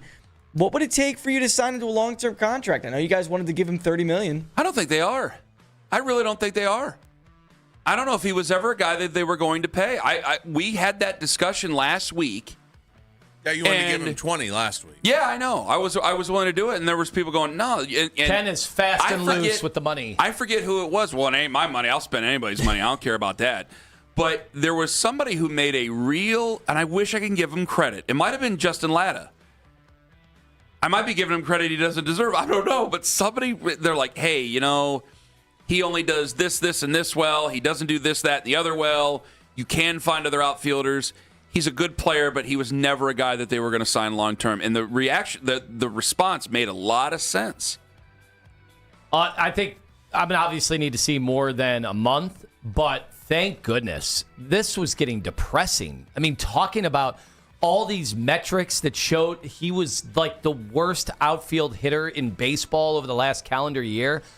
That's not a player you normally even think about resuming contract talks with or anything like that. So need to see more than a month. And, this is great because now you could see him in different spots in the lineup, maybe getting a little more confident now as he, rises back to the top. Like, let's see it. I think this is exciting. It's awesome because this is what we need to really have a shot to do any damage in the playoffs. We can't have Kwan batting ninth and doing nothing. Like, that's just not going to help the team. And he could be considered a reinforcement along with Angel Martinez and Jose Ramirez. Yeah, people always hate hearing that, or trade deadline. Those are the moves we made fall at out the the deadline. window for saying that. Yeah, people do not like that. I actually just nod my head because I'm just like, yeah, that's what they're going to do, and I've accepted it now. They've beat it into my psyche. I accept it too. I just hate hearing it, and I don't ever want to hear it again. I hope John pays dearly for it. On Monday, Ryan Clark was given the old heave-ho by ESPN during NFL Live, and that wasn't the end of the layoffs. Yesterday, we found out that Cam Newton, Carl Ravitch, and Tom Pelissero, just to name a few, have exited ESPN. And, well, J.J. Watt went on the Pat McAfee show yesterday, and he had some choice words for the man that ESPN is paying $65 million a year to. Slow news day over there on the ESPN airwaves, huh? No, really not true. I mean, besides the fact that you're getting $100 million. Okay, Jage, please. You're kicking everybody off the network, and nobody's Take it away. You're going to lose the award with what you're doing. Did they keep anybody, or is everybody fired to pay you? So there are two ways to think about this. What is going on? There are two ways to think about this. First of all, J.J. Watt working for CBS, trashing a different sports media hub. And, do you think every single big personality hates Stephen A. and McAfee now? I think that's kind of a universal Probably, truth. honestly, unless those guys could be kingmakers and help out other guys get better gigs and more money. Yeah, that's why you never ripped Danny Parkins or Nick Wright. Oh, wait, I've definitely ripped Nick Wright. Danny, we're still seeing how his career goes. Got to be opportunistic with these things. No, listen, there's no doubt there is big-time resentment for those guys. And it always comes back to, remember when Tom Brady got that big Fox deal? And everybody was wondering, how will this actually pay off for Fox? And they tried to explain, well, he's going to be at the, quote, upfronts. He's going to be meeting with shareholders, and he's going to be talking to possible partners to bring in basically a rainmaker, bring in a lot more money, and that's how it's going to pay off. Is Pat McAfee able to do that if it's true at $60+ million a year? Is he that valuable? Stephen A., I think, has been. I think it's been proven Stephen A. over time has been that valuable to ESPN. Now, everybody is valuable at a certain number until that number gets too high. It's become harder and harder to find guys who entertain me. Mm-hmm. And if we're going to be critical of other networks, like I have ESPN Plus, I'm going to watch all the college games I can, college football, and obviously I've been watching a lot more college basketball over the last couple of years. They put these two guys on SportsCenter, and I'm like, I have no idea who these guys are. Why do they keep jamming these idiots down my throat? I have no idea who these two guys are. But it's almost by design. Pat McAfee entertains me. Stephen A. Smith entertains me. The people around them, when they're talking to them, they entertain me. And the news, but Schefter's obviously going to make. Yeah, and Schefter. So you're looking at, it's harder to break through to that level because it's either them or this, I don't know, this milquetoast group of guys that I'm not. Scott Van Pelt entertains me. Yeah, and SportsCenter at night's a hell of a product. And then they brought, Rich Eisen came back, and that was a consolidation with the NFL network. Yeah, but that's like a mix, yeah. Yeah, so it's weird. Now, the average person, I think 10 years ago, 20 years ago, certainly 30, would care about this news. I wonder if we have a lot of young listeners like, who cares? Well, who cares that these people got laid off? And then I saw a bunch of people enjoying the layoffs. I don't and like that. No. I've never been that. I've hated people in media. When they lose their job, I don't default to, yeah. But you're seeing that. Like, no, because it's going to Barstool is cheering the end of Clark. What was his name? Ryan Clark. They're like cheering it openly. And I'm just like, what world are we living in now? I was not a fan of Ryan Clark, but I'm not going to cheer for it. We root for guys. I mean, these people all have families. That's just bad. Well, they have their relationships, and it's just like a bizarre thing to root for other people to be out of work. I think it's very odd, unless they've wronged me personally, but still at the same time, I just think it's bad karma. Because someday I'll have I'm going to have my last show, and I won't know about it. Is that here or in Milwaukee? Here. Stop. There is no Milwaukee. There is no Philadelphia. What if it's four times the salary? I'm here to. Well, yeah, they are, but I'm here till the casket drops. Whether it's on the air or off the air. Flop. Then I'll be what? Then you'll be on coffin flop. Great show. Can you believe that really happened? Yeah. Over in Ghana. I saw it. Holy Lord. Go ahead. The bottom of that the coffin World was Cup ratings. World Cup ratings were absurdly high. Come on. Ken's back. Go ahead. The World Cup ratings were absurdly high this year. 63 million viewers for the final across Fox Sports, Telemundo, and Peacock, up from near 26 million 4 years ago. The average viewership also jumped up 116%, with 7.74 million viewers per game. And you also have to keep in mind the 2022 World Cup was a way better game than this past one. It was 3-3. Mbappe had a hat trick, and then it went to PKs, and it was unbelievable. I remember it well, John. It was unbelievable. I remember exactly where I was. So this was a higher number than if you combine, English speaking and Telemundo. Yes. Like just here in the States, it did better, kind of kicked the ass of the AFC Championship game or the NFC Championship game. It didn't get the Super Bowl in this country. Obviously, internationally, it's going to kill the Super Bowl, which I think everybody understood that going in. It is amazing. I mean, obviously, people have heard about how popular soccer is in the world, so the story maybe is not as interesting to them. But the fact that it really did seem like the perfect storm, like the USA getting off to the really good start that they did, I think that got some momentum going. And I think there's a lot of kids who watched this World Cup who have jerseys, kits, whatever you want to call them, that I think they may have bought fans for life now. They might have earned fans for life, which is crazy. I do not think it's going to translate to the MLS unless the MLS went on some huge spending spree. So I'll fight back at that, but I do think there are more and more fans that are going to choose their EPL teams. I do think that's going to happen now. I agree with Tone Thugs and Harmony. Paul Feinbaum. He said, well, something crazy is going to happen if the Big Ten and the SEC break away and make a super league. If the Big Ten and the SEC suddenly formed a super league, they would get destroyed in court. And that's really the issue, because all these players are going to court for their 6th, 7th, and 8th year of eligibility. We saw Sorsby do it in the gambling case. So I think everyone has to stay on their own terms, the Big 12, the Big 10, the ACC. But I think they can create their own rules without Congress giving them an antitrust exemption, which the major sports leagues have. As you well know, they're still vulnerable, and that is really where we are right now. It's not going to happen. It's never going to happen. They're never going to break away. Can we please just leave college football alone? I mean, there's a possibility they could break away. They're not going to do it. It's not going to happen. Just not going to happen? No. I think that there's... Well, that's there's a convincing argument for me. worth going over, man. Was. Certainly was. That is it for About Last Night. Outstanding as always. Coming up at 8 o'clock, which is next. We go around the AFC North. Bob Haney, 105.7 The Fan in Baltimore. Is Lamar Jackson starting to slip, Tone? Mo Egger, ESPN 1530 in Cincinnati, where his quarterback did not reach the number one tier in a certain quarterback tiers. And Andrew Filipponi, 93.7 The Fan in Pittsburgh. Did Aaron Rodgers pick the wrong city? Ken Carman, Anthony Lima. We'll answer that question in around the AFC North in 5 on The Fan. Classic Honda in Streetsboro. Dustin is there. Go see him.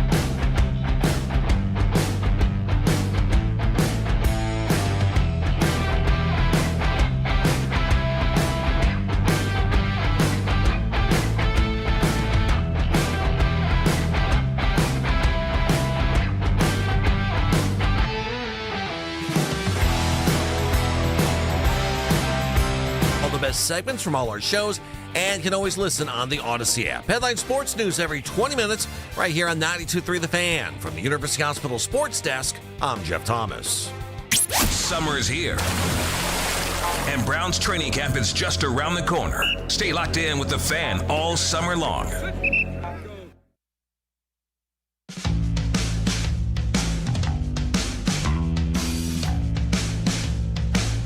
Connie time. Tone? Let's do it up. TRUCKS. Trucks. Enter the code word trucks. TRUCKS at 923thefan.com before 9 a.m. You got 1 hour before 9 a.m. for your chance to win a 4-pack of tickets to Hot Wheels Monster Trucks Live Glow and Fire. August 8th and 9th at Rocket Arena. Plus, you'll be qualified for the Pedal to the Metal VIP Grand Prize. Upgraded tickets, early access to meet drivers and see the trucks up close. Plus, earn a throw-in merch and light-up gear. It's all brought to you by Hot Wheels Monster Trucks and Sports Radio 92.3 The Fan. TRUCKS Trucks at 923thefan.com before 9 a.m. It's time to go around the AFC North. Remember, all guests appear on the Wise Heart Right. We make it right. Call Kyle Wright Hotline. And the first one we welcome in is Bob Henney, 105.7 The Fan in Baltimore, as the Ravens get set to start their training camp.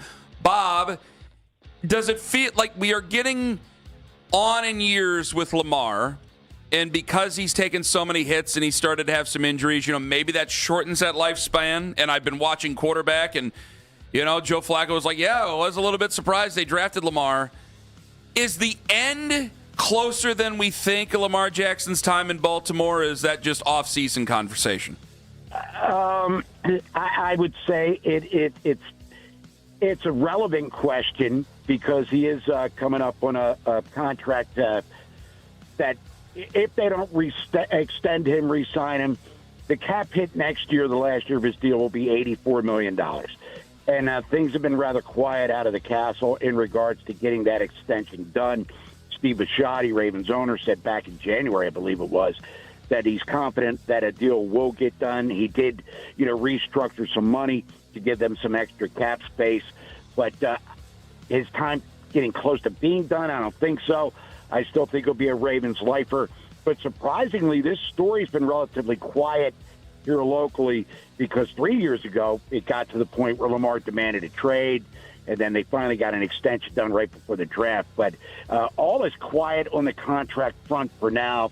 But I assume that, along with Zay Flowers, will start to be a prominent talking point within the next few months here. If they were going to go about replacing him, do they go to the first round of the 2027 draft, or do they go in a different direction? Because it is supposed to be a really competitive team that was disappointing last year, but they're supposed to be Super Bowl caliber. First round to replace Lamar, the assumption, like you just said, Ken, is that they're going to be good, so that first-round pick will probably be in the later stages of the draft. I know it's expected to be a deep draft. I don't think they're going to need to replace him. I'm going to be the purple Kool-Aid glass half full. I think they get an extension done, and he'll be a Raven until he decides he doesn't want to play football any longer. What has life been like now without Harbaugh, a new head coach coming in much younger? Is there anything you've been able to notice so far? Well, what's going to change starting next Wednesday, training camp now starts at 10 a.m. and 11 a.m. The last few years with John Harbaugh was more like a 1:30. I mean, right in the heat. In Baltimore, the humidity can be crazy. I mean, the heat gets intense. And the Ravens had a lot of soft tissue injuries. So data was gathered from within the organization that said, starting practices earlier could help prevent that sort of thing. So that's going to be a little bit different there. And then they have these games that they play at the end of practices, competitive things that help, gather team morale and team camaraderie. But the earlier practice starts, training camp practices, that's a big change from the last 3-4 years with John Harbaugh. Could Ethan Posick be your day one starter, week one starter at center? I think that's probably the plan, I would assume, because Pinter came in and he has, 8 starts as center in his entire career. Corey Bullock, former Maryland Terrapin, he has no starts. So I think Posick comes in, if he's healthy, and he has a chance to make $4.5 million, he'll be number one on the depth chart from day one and will stay there, I think, as long as he remains healthy enough to play. How concerned is the media, you guys every day, about that offensive line? I mean, Tyler Linderbaum, I think Ethan Posick is good. He was solid for us for a long time, for a few years there while we had him. But that is a drop from Tyler Linderbaum there, and center can start and finish a lot of things on an offensive line. Yeah, and Linderbaum got that crazy money from the Raiders because DaCosta said that, they were going to make him the highest paid center in football, but the Raiders said, hold my beer, we're going to make him the highest paid, one of the position players that this market will never be able to touch again. But they've upgraded at guard. Venga Ioane is going to be the right guard. He first-round pick out of Penn State, plug and play. He replaces Lele. And then John Simpson comes in, returns. At left guard, he'll replace Voorhees, who goes to more of a reserve role. Ronnie Stanley's now entering, though, his 10th season in the league. Could he still play at a Pro Bowl level? And Roger Rosengarten, right tackle, after a good rookie season, maybe took a little bit of a step back. But they have a guy named Emory Jones they drafted out of LSU. Last year missed most of the season with a shoulder injury. They're excited about him. So I think the offensive line still an area of concern, but on paper at least looks a little bit better than it did at the end of last season. 10 seconds, Bob. Who should start at quarterback week 1 for the Cleveland Browns? Deshaun Watson or Shedeur Sanders? I'm going to Deshaun Watson. You're paying him. You might as well get your money's worth. How's that sound? Interesting. Bob Haney, 105.7 The Fan in Baltimore. We now go to Cincinnati. Mo Egger, ESPN 1530 in Cincinnati. And maybe the same question for Joe Burrow. Does it feel like it might be put up or shut up with Joe Burrow down there in Cincinnati? Yeah, I think so, right? I mean, they've done everything that he's asked. They've kept continuity on the offense. They probably have him playing behind the best offensive line he's played behind as a pro. They've spent money on defense. They made the big all-in move for Dexter Lawrence. You may be skeptical that some of the off-season things they've done are actually going to pay off, but I think now the arrow is very squarely pointed at Joe Burrow. Hey, we've invested in the team. It's year 7. You've got your guys to throw to.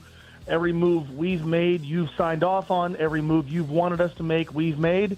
Now it's time to go win, big boy. I do wonder, because we've talked about Shedeur Sanders, and Rex Ryan had his comments this week about how, there's a little bit too much me. He's doing too much other stuff than football, and he's still competing. Now, obviously, Joe Burrow is the starter, but have people in Cincinnati ever cared about Joe Burrow and some of the other stuff that he does that is not football? As long as his performances aren't compromised, I don't think anybody cares. Now, I think it'll be interesting if Joe doesn't perform well this year, if people start to bring up the other stuff, and I think that's going to be fair because, his rep for the first 4, maybe 5 years of his career has been ultimate gym rat, right? A guy who was all about ball, had no real other outside interests. That's changed a little bit. There was portions of the offseason program he wasn't here for. Second consecutive year where he's missed time to go to the Met Gala. Those aren't typically things that relate to a lot of people. And again, if he goes out and balls out, no one's going to care. I think if he struggles, and look, he and this team have a track record last year, to a degree, notwithstanding, of getting off to slow starts. I think people are going to wonder about his commitment to the sport. Now, I think everybody would say, look, this is a guy who, when he is there, he is locked in. He certainly has seemed really energized. By all accounts, he's had a great offseason. But sure, yeah, I think people will make the connection if things go south that, hey, maybe Joe's commitment to the game isn't what it was, and perhaps that's why his performances have dropped off. But I think people are going to wait to see if that happens first. And having watched Joe Burrow for 6 seasons, there's a lot of things I wouldn't bet on when it comes to Joe. I would bet on, if he's healthy, his performance is being really good. It's interesting that the big splash move, Dexter Lawrence, that's a guy people know around the NFL. And yet the analytics people that kind of write about the sport, talk about the sport, the Bill Barnwells of the world, they hated that move for the Bengals. What do you make of some of the controversy and how a huge deal like that is perceived? Well, I think there's 2 things. One, you have to acknowledge that Dexter Lawrence in 2025 with the Giants was not the player that he was in 2024 and 2023. That's completely and totally fair. I think guys like Bill Barnwell look at this move very reasonably so through the lens of 2026 and beyond. Here in Cincinnati, Nobody cares about the and beyond. Can they win now? Can they take advantage of a wide-open AFC? Can they take advantage of a division where 3 teams have new head coaches? Can they win in Joe Burrow's 7th season? So what did they give up? They gave up cheap labor and a future asset with the 10th overall pick, and the idea being very squarely pointed toward 2026. Can we win right now? I think if you look at it through that lens, which is how everybody here is looking through it, how does that make the 2026 Bengals better? Is it trading for Dexter Lawrence, or is it using the 10th overall pick on whoever they would have taken? It's Dexter Lawrence. If you sort of, pan out a little bit and look at the long-term ramifications of the move, if it doesn't pay off this year, I think we're going to spend a lot of time wondering how good could that 10th overall pick have been, whether it would have been Caleb Downs or anybody else.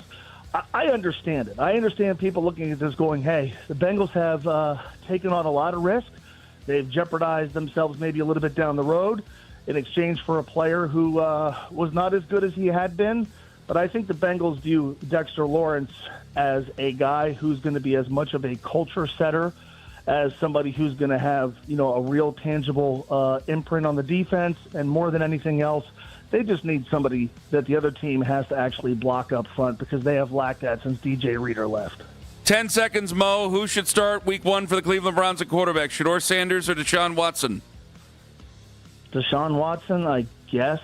I guess. I don't know. I don't feel great about endorsement. it. I'm sure you guys don't either. Okay. Mo, I wanted an honest opinion. I got it, and I thank you very much for it, my friend. Mo Egger, ESPN 1530 in Cincinnati. We now welcome in the Pony Express. Andrew Filipponi, 93.7 The Fan in Pittsburgh. Andrew, did Aaron Rodgers pick the wrong city to play in? How so? What do you mean? Give me some context. It doesn't seem at the end. I'm glad you asked. It doesn't seem to me at the end of his career like he really vibes. I hate to use the word too much. He doesn't really work well with the city of Pittsburgh. They're just on different levels, different schemes. They haven't really taken him in the way that some teams would take players in at the end of their careers. Like I feel like if there were no Brock Purdy, he would fit in so much better in like San Francisco, because he's into meditation. He's into different things. And, Pittsburgh and Cleveland aren't so different. We're really not into all that stuff. I think that had the Steelers not gotten embarrassed by Houston in the wild card game, fans would have been pleased. Fans would have been content. Fans would have been satisfied with what he contributed to the Steelers last year and his impact on the team. He didn't make waves. There were no passive-aggressive comments. He didn't do anything silly. He didn't embarrass the organization on a McAfee show or in a Joe Rogan interview. He was pretty much a model citizen and played well in that Baltimore game to get them to the playoffs. But then he got lumped in with the Russell Wilsons and Kenny Pickett's and Mason Rudolphs and end-of-the-line Ben because of how bad he was in that playoff game. So he gets a chance to redeem himself this year. He now has ingratiated himself with Pittsburgh fans again because he has bonded once again with his family. And that has tugged on heartstrings, and people see the Instagram posts of Aaron Rodgers making amends with his estranged family, and now they are rooting for him again and want to believe that Aaron Rodgers can have a proper send-off with the Steelers. Who's the odd man out in that quarterback room by the time training camp ends? Oh, my God. It better be Mason Rudolph. I would be very, very upset if it's Will Howard, but then again, if Will Howard stunk up the joint in training camp in the preseason, he was only a 6th-round pick, so I guess at that point, not the end of the world if you cut him loose, but they're not going to keep 4 quarterbacks. That would be dumb. That never happens in the NFL, very, very rarely. Drew Aller is the quarterback that is a raw piece of clay for Mike McCarthy to fool around with when he's not preparing for games during the season and try to get him prepared for 2027. If Will Howard looks anything close to a competent quarterback in Latrobe and then the preseason, I think Mason Rudolph gets traded for a day 3 pick. What is one thing people have noticed already about Mike McCarthy now that longtime head coach? Who was their head coach a long time, Kenny? Mike Tomlin. Is gone. Well, he's from here. I don't know if you've heard that, Tone. So that goes a long way. Yeah, that's a big deal. He made the mini camp practices, which are supposed to be really a waste of time. Some teams don't even do them anymore, like the Rams. And he ratcheted up the intensity. TJ Watt was complaining, saying, "What is this? We don't have benches. We can't sit down and rest. We can't have a moment where." TJ Watt's an old man. He needs a rest. And so that was noted. These were high-octane practices, and there's a curiosity as to whether that extends to training camp and if Mike McCarthy is going to push this team too hard in August and prevent them from having what they need to finish the job in December and January. Final question, 10 seconds. Who should start week 1 for the Cleveland Browns, Deshaun Watson or Shedeur Sanders? Well, I think it should be Shedeur. Okay. I want Sanders to play. Okay. Did you guys have an ESPN broadcasting draft? We did. Yesterday with all the news. Who was the first pick? Scott Van Pelt to Mulsey. Wow. Good pick. Wow. Good pick. Who'd you go with? And was it a rattlesnake draft? It was. I had pick 4, and then it came back to pick 5. It's important. I took the PTI guys. I took both. Solid. I doubled up. Really? That's solid. Wilbon, yes. In That's the solid. year 2026. That's a wow. good pick. Those are good picks. Why not? Those are good value picks. Those are good solid glue What about guys. the young ESPN talent? Ken says he doesn't even know who they are. Andrew, we thank you very much for the time. That's it? I can. All the best to you and Okay. yours. 93.7 The Fans, Andrew Filipponi, part of the great triumvirate that is around the AFC North. 2 out of 3 said Deshaun Watson. Yeah. One was not really full-throated in Mo Egger. Interesting perspective there. Also, boy, did you hear it? Mo's comments about Joe Burrow? Mm-hmm. Reminds me of some comments about another quarterback around these parts, Ken Carman, Anthony Lima. That's next on The Fan. K&K Heating and Cooling. K&K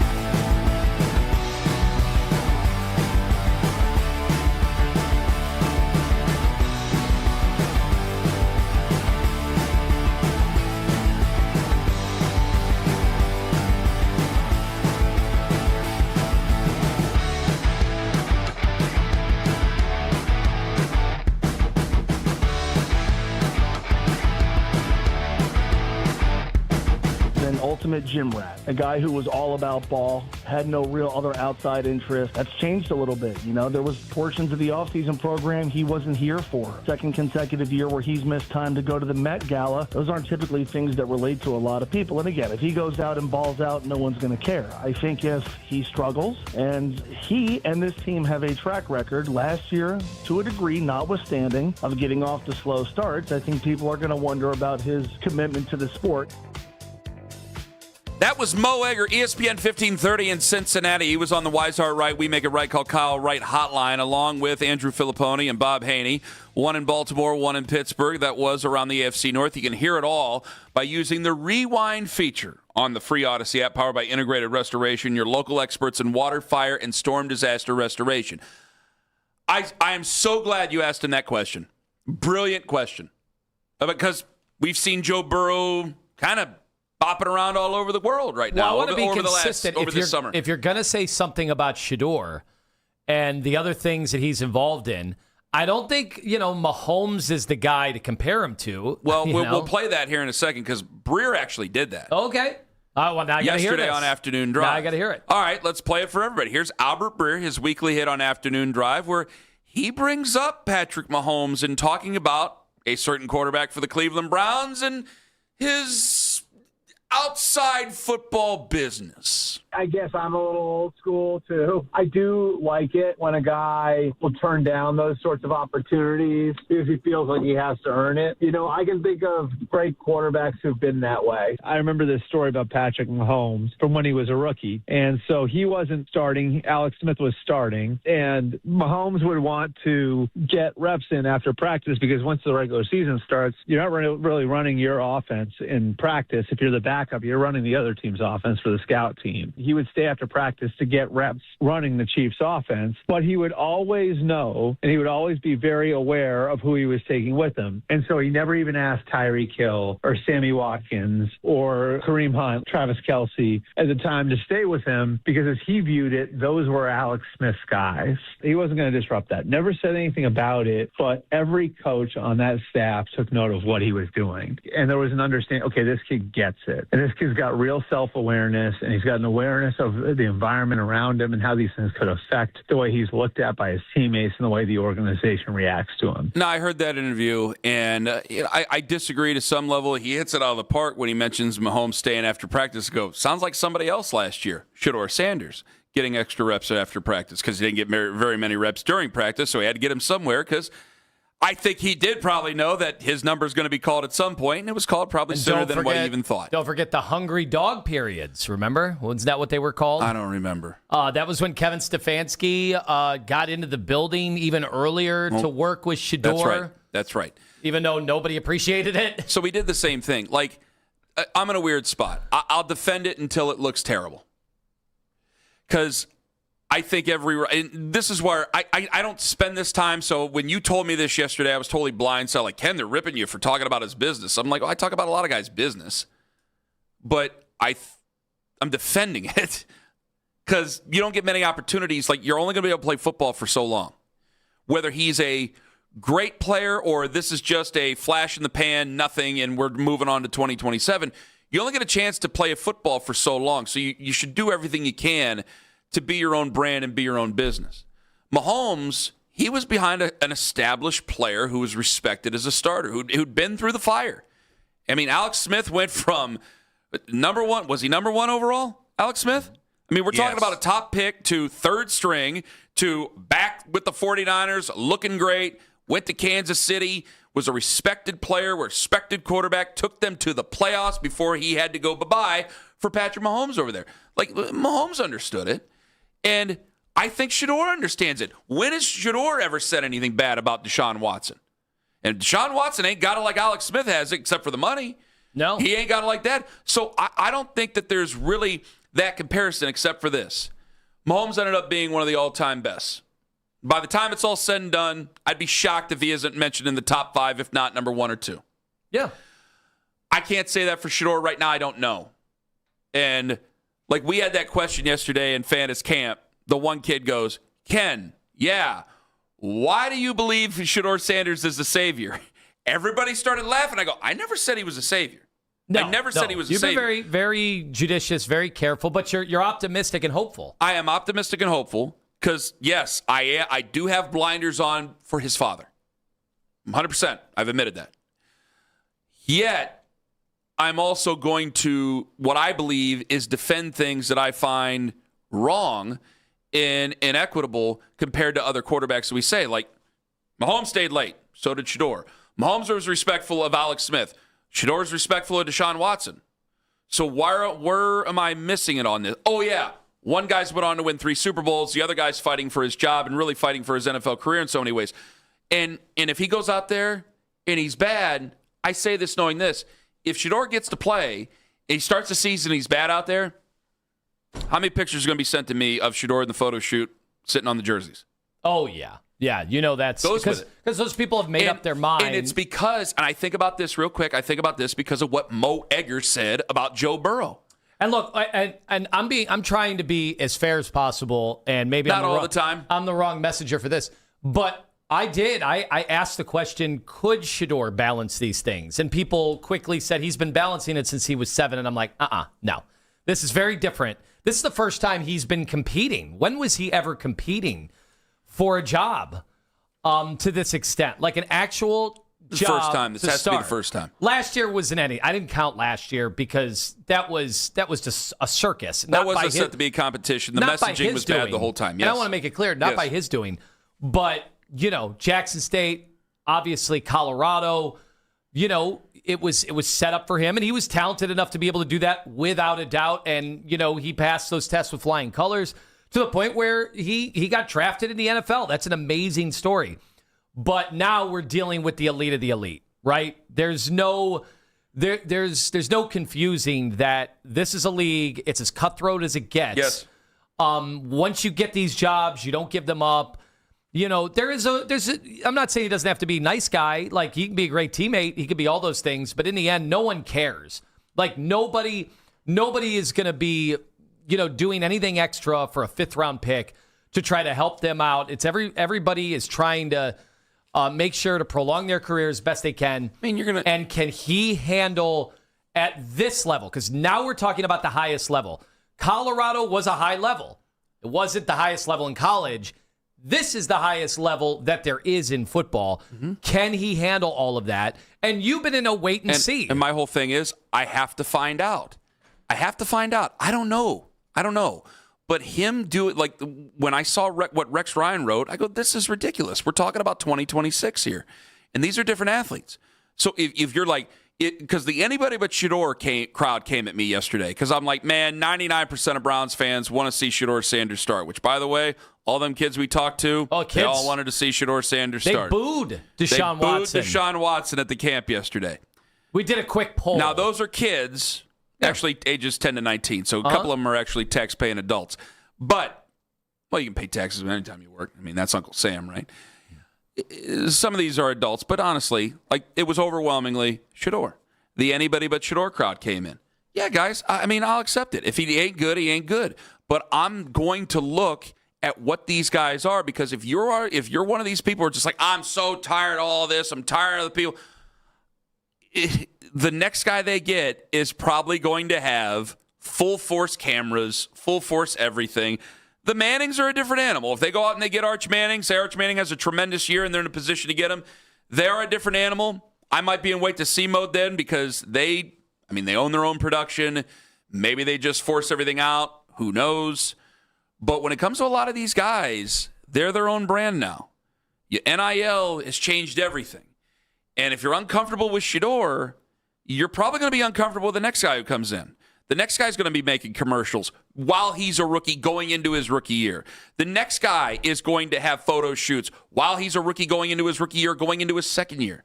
So I really can't use a lot of examples of the past. That's why I get defensive of it. It's like, hey, I'll find out. If he goes out there and he sucks and he doesn't look like he knows the plays and he doesn't look like he knows how to conduct an offense, fine. Send all the texts. Send all the texts and send all the pictures you want. Would you use that as a cautionary tale for the next rookie? No, because everybody handles their business differently, and you can't. It's a business to the level you have to make money while you can. You will for most of these guys, they will never be more popular than what they are as football players. I know we got to go. I think there's one thing we're just not going to agree on. I think NFL coaches, they want their guys to be 24/7 football. They just do. I understand that, and I think a lot of them do. But I think all of them do. But I think that's where we'll disagree. Well, you know where I'm obsessed with history. Mike Ditka rubbed a lot of guys with the Bears the wrong way, where he's like, don't be making commercials. We need you 100%. And then they saw him making commercials. Right, yeah. Chuck Noll made That's one so commercial in 20-something years as the head coach of the Pittsburgh Steelers because he said, no, have these guys do it. They're only here for a short time. It's my life's work. It's not theirs. They can only do it. So we see it differently. We just see it differently. And especially now that there's more commercials to make. There are more brands to endorse. There's more ways to endorse those brands. Yeah, you got to take it while you can. And if you can handle it, fine. And if you can't, then you got to pull back. And it's up to him to figure that out. I can't say whether or not he can yet. I can only find out on the football field. Coming up at 9, Nathan Zagura going to join us on the show. This is going to be wild. Go with me on this. The Browns, the Cleveland Browns, might make you feel better about LeBron and that weird story that broke last night about the Miami Heat. Just hear me out in 5 minutes on The Fan. It's Anthony.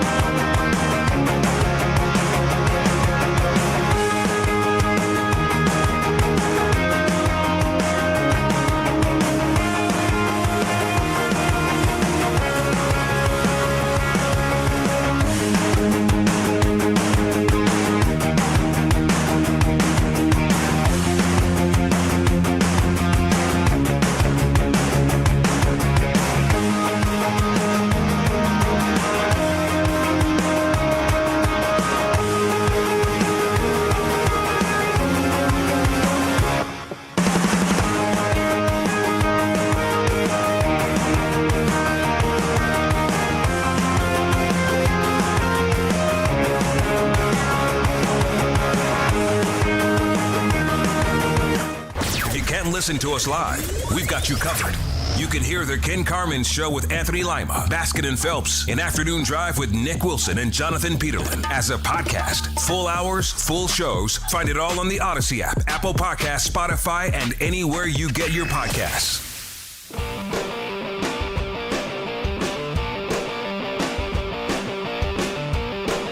Nathan Zagura at 9 o'clock. Story came out last night. It was, I guess, debunked. I don't know if you can call it debunked. The Heat accidentally posted on their website. I love a good debunking. Yeah, the Heat accidentally posted on their website. And by the way, if you ever get into a political debate with somebody and they've got more facts than you, just because they're more in the argument, just say, no, that was debunked. It drives them crazy because what do you say in response? So, no, I saw that yesterday. It was debunked already. No, you say, show me who debunked it. And then he said, I got to go. It's lunchtime. Well, wait, it's dinner. I eat lunch for dinner. The Miami Heat posted a link to their website. Play the game bunked or debunked. The Miami Heat posted a link to their website that had a live stream titled LeBron James Introductory Press Conference. People went ape. They were mad. We were sleeping. Didn't bother us. The date was supposed to be July 27th. I actually fell asleep like right before this story, this thing posted.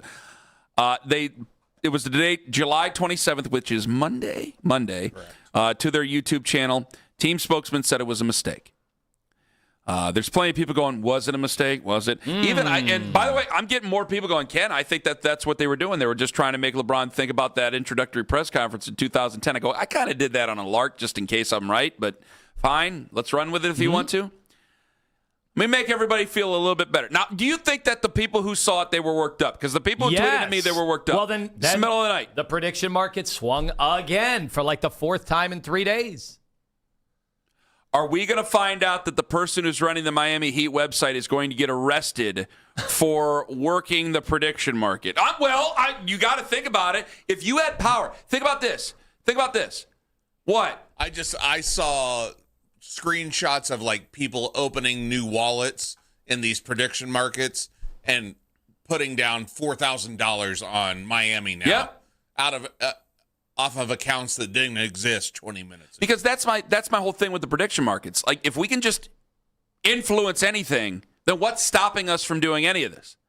So if you are just like, hey, I'm making, I don't know what an introductory salary is for the Miami Heat online person, but it's probably not. Say you're an intern who's getting paid or whatever, you're not making a lot of money, you're going to go, I like to gamble, because there's plenty of 20-somethings who love to gamble, and you decided to go, I'll put a few dollars down on this and let's see if we can work the market. So that's always a possibility. Who they're going to pick, who they're going to hire, who they're going to fire, all that stuff and the other. I'm telling you right now, and I'm not telling stories out of school here, that, there is a stack, probably a file, of press releases that were never released, links that were never opened, of crazy moves, things that you would never believe that were discussed between teams that would possibly happen. And it's the truth in the Browns. It's the truth with the Steelers. It's the truth with every professional sports team out there that anybody gives a bleep about. They always have to be prepared. Somebody may very well have accidentally hit the button that they're not supposed to hit to open up some link. Or he's going there and they know and he's going to announce today and all goes to hell. Let's play that out, though. Let's play that. That is great because I'm telling you, people don't know. I'm not going to tell you guys the trades real quick, but there are some wild stories that are in a stack of paper about a mile high of things that they never did. I wish the Watson thing was in there, but no. What is very funny to me, people that don't know how the sausage is made, and we are a little more privy, but we're not in it. Mm-hmm. But we're a little more privy because we know people who've had those jobs or whatever. There are people that believe that, let's say it's decided, and he has already informed the Heat that this is happening. Well, how many people with the Miami Heat know this situation would already know that it's a done deal, that it's Pat confirmed? Riley, Eric Spoelstra. Okay, and then, Giannis. But now they gotta get the website ready. So now, webmaster. Now they gotta call the webmaster, the 24-year-old who's certainly not gonna tell anybody. Certainly not. 24-year-olds are great. They're keeping secrets. They're keeping secrets. Their first job, especially when there might be some women around he wants to impress with some decision making. Now I gotta tell her, and I kind of like this one over there too. And, we were at bottle service last night and, we had the company credit card. Okay, well, now he told three of these. You really are. Now he told three of these girls. Going deep. And now these girls, they have their other flings or other friends. And they're like, hey, I know something you don't know. Oh, I'm going to Snapchat it over. It's on TikTok.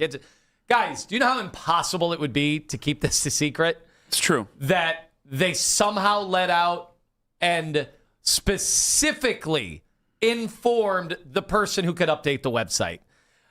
That would be over. Oh, and then, by the way, they can go to the prediction markets and get rich. Quite literally could get rich on this. Mm-hmm. They could ask their parents for, now they've let their parents in on the secret, who are then going to tell their friends, hey, now it's a buying opportunity. Like there's zero, you guys realize there's zero way that it could have gone down like that. Of all the different ways that this thing could have gone down, this is fantastical, Ken Carman. Yes, it is. But it is fun. Keith did just send us the thing that we do have a whole audio file of imaging of moves that never happened. I also have Ken's obituary written at all the TV stations. I've seen it. I've seen it already. It's just who's going to track it. I've had the voice guy do several things about like you two crashing into each other on the highway. Now, did we scoop it? Like Dana Carvey doing Tom Brokaw on Saturday Night Live? All the different ways he's going to die? Ken Carman was senselessly eaten by a lion in a convenience store. Get it on the website. He was delicious. Now you're just doing Harry Carey. Doesn't matter. I didn't mean to do it. I was trying to do Tom Brokaw. I'm not Dana Carvey. Ken Carman, dead at the senseless age of 40. Fell out of a coffin, trying to do coffin flop. So here's the other part of this. Ken Carman dead today at a hot dog eating contest. What? Oh, come on, Lou. Well, Lou Maglio was the one who wanted to spend the entire winter in Barbados, so we got to be ready. Yep. The funny thing to me would be if this actually did happen. Lima would die like the guy who was in the Federation for Moral Order in the Birdcage. I like that movie. I have seen that movie. I love that movie. I watch it at least once a year. Go ahead. I cut you off. You were saying something. The funny thing to me, obviously, would be if he really did pick Miami, and now because this got out, he can't trust Miami, and now he's getting out of Miami. That would be hilarious. Is the ink dry, sir? Is the ink dry? There's nothing's called in the league office like that. There is a story that there was a contract that was signed and kept by the late, great Dale Earnhardt to join Robert Yates Racing years ago. That's the one everyone recognizes. Famous. So. Everybody not a day goes by. Not a day goes by. Because I won't let a day go by without you knowing. Don't they talk about that, the men's club, all the time? That's it. We did 2 whole Bay meetings about it. Can't believe it. Would have rocked the racing world. It would have been LeBron James before LeBron James, frankly. Coming up in 5 minutes, Nathan Zagura. You want to talk about distractions with Nathan? Oh, that's all I want to talk about. Oh, great. Nathan Zagura as Browns camp gets ready to start with the rookies arriving soon on The Fan. Northeast Factory Direct, arriving soon in your home.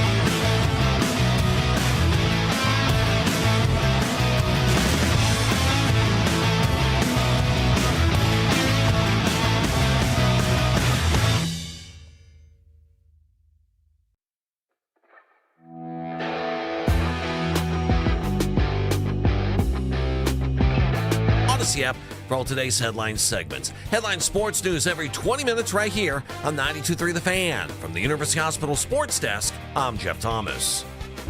Make the afternoon drive your soundtrack on the way into the Guardians games. And talk about the game on your way home on overtime. The best Guardians coverage is right here on Cleveland's Sports Radio, 92.3 The Fan.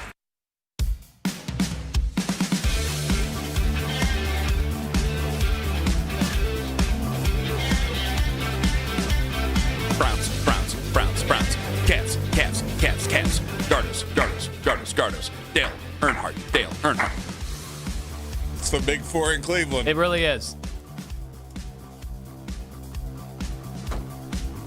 Dale Earnhardt could have made it easier for LeBron had he just chose. Left. Shut up! Had he had gone to.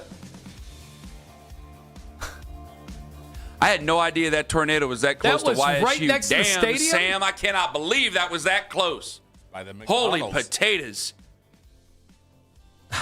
I didn't realize it was that close. I saw like the KBN stuff and I'm going, oh man, they had a tornado out there. And I thought it was like kind of out in the sticks because there's a lot of, everybody just thinks Youngstown's like old buildings and stuff. There's a lot of sticks out there. And I thought it was out in the sticks. That was actually close. He is efforting getting Nathan. We're going to get stiffed by Nathan. Oh, did Nathan hear what we were talking about? Now wants out. About what? That's Didn't the say only nothing nasty about conclusion Nathan. you can draw, Anthony. Didn't say anything nasty about him. We'll get to the anybody but Sanders crowd coming up here in a bit.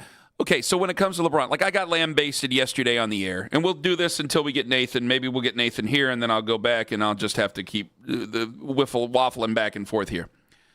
Do you understand anything I'm saying when I'm saying, like, there's always a time where you stop caring as much. And it's not where you don't care. Nobody said, I don't care about LeBron. I'm not talking about LeBron. I'm not saying that. I'm saying I can't care as much as I did 3 weeks ago. It's not at the top of my mind anymore. Frankly, it's not at the top of a lot of people's mind. For about a week and a half, it was the number one question anybody asked me. Where's he going? Do you know? Do you have sources? Et cetera, et cetera, et cetera. Which I don't. I have the same sources you do because he's from here. And now we're getting, hey, Ken, how about 7 home runs the other night? Hey, Stephen Kwan, would you really pay him $20 million? Is he a guy worth signing? Is this the time to trade him? Would you trade him when you're tied for the division? Ken, Shador, Deshaun, Munkin, like, life moves on. And I cannot be as emotionally invested until he makes his decision, then we can talk about that. I just can't be as emotionally invested as I was on the Tuesday that he decided he wasn't going back to the Lakers. There always is a sliding scale of emotions. Can I make the comparison real quick that I said before? You see news stories all the time, and they dominate the headlines for a couple days, and we move on. Some a little bit longer, then we move on. You can't be as emotionally tied to it. If there's no conclusion, you can't be emotionally tied to it. Not trying to be a ghoul here, just telling the truth. It happens in real life, and of course it happens in sports. So if I don't have a conclusion to LeBron, and I've said all there is to be said, how am I supposed to be that emotionally charged up by it? I'm not. And I think anybody who's telling you on the air that they're that emotionally charged up by it, either they're obsessed with the man to a degree that I have to respect, and they're obsessed with the game to a degree that I have to respect, or they're flat out not telling you the truth about themselves, and they're not being honest with themselves or with you. And the people who are ridiculing me for it, well, we've talked about how much they watch the games. Let's go to Nathan Zagura. He joins us right now. Excellent job. Sorry, let's switch. We'll bring it back up later on. Here comes Nathan Zagura on the Wise Heart Right. We make it right. Call Kyle Wright Hotline. Nathan, how the hell are you this morning? Monfrere, I'm doing well. It's good to be with you. How are you doing on this morning? I'm doing wonderful. Let's stop the exchanging of pleasantries and let's get right down to it. Who do you think's going to end up being the starter this year? It's a great question. It's a great question. Everything's right out of the gate. Why mess around? It's a no spin zone, man. It's what we do. No spin zone whatsoever. I think it will be. That's the big storyline. That's going to be the most fascinating thing, right, about this training camp. I've kind of maintained all along that I think that, going into when they report the quarterbacks due on Thursday, going into the first training camp practice a week from that, on Wednesday, I think that Deshaun Watson has a slight edge right now but it's right now. I think that you've got to see these guys play some football. You've got to see some live rushes. You've got to see some real football and understand where he is. Deshaun Watson's looks very good throwing the football on air so far. His arm looks strong. His body looks great. You can tell that his mobility is back. Is it where it was in 2020? No, in terms of the mobility, but his arm looks very good. He's made good decisions with the football. Has he missed some throws? Of course, both quarterbacks have. But if you look at the completion percentages that came out of that OTA and minicamp period, they're so much higher than we have seen from Browns quarterbacks at this point, both Deshaun and Shedeur. And Shedeur has made big, big strides. And I think, when you look at it, there's two ways to look at it. Who gives me the best chance to win immediately? And I believe that's ultimately where Todd Monken is going to go with this. And then there's what's the best for the organization. The best thing for the organization, obviously, is for Shedeur Sanders, who's a fifth-round pick under that contract for 2 more years, to take the bull by the horns, become the guy that many people, myself included, thought had the ability to be a first-round pick back in the draft in 2025, and lead your franchise. Now, Deshaun Watson has done it at the NFL level, albeit not in quite some time. And so that's kind of the mystery of this. What kind of leap can Shedeur Sanders make to capitalize on the flashes we saw in his rookie season? And then what kind of a leap, obviously, can Deshaun Watson make from not having played football in a while? I think it's going to be very telling once we see these guys in live action. A lot of people can throw the ball and look very effective kind of in these passing camps. That's the whole goal of it, right? So we need to see football. But right now, I would say I think they're both very much in the quarterback competition. I think it very much is a quarterback competition. And I would say going into it, a slight edge to Deshaun Watson at this time, but that could change rapidly. I think it's important, though, that Todd Monken identifies the person he wants to be the quarterback quickly, not too quick, right? And that's the balance that he's going to have to find in his first time as a head coach. But so that you get that quarterback, that person, all the reps, get them the timing with the receivers, and get this thing going.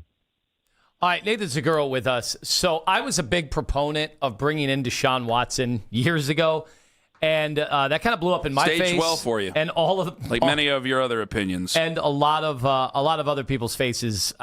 Please. Well, I thought he was a top 5 quarterback in the NFL when they got him.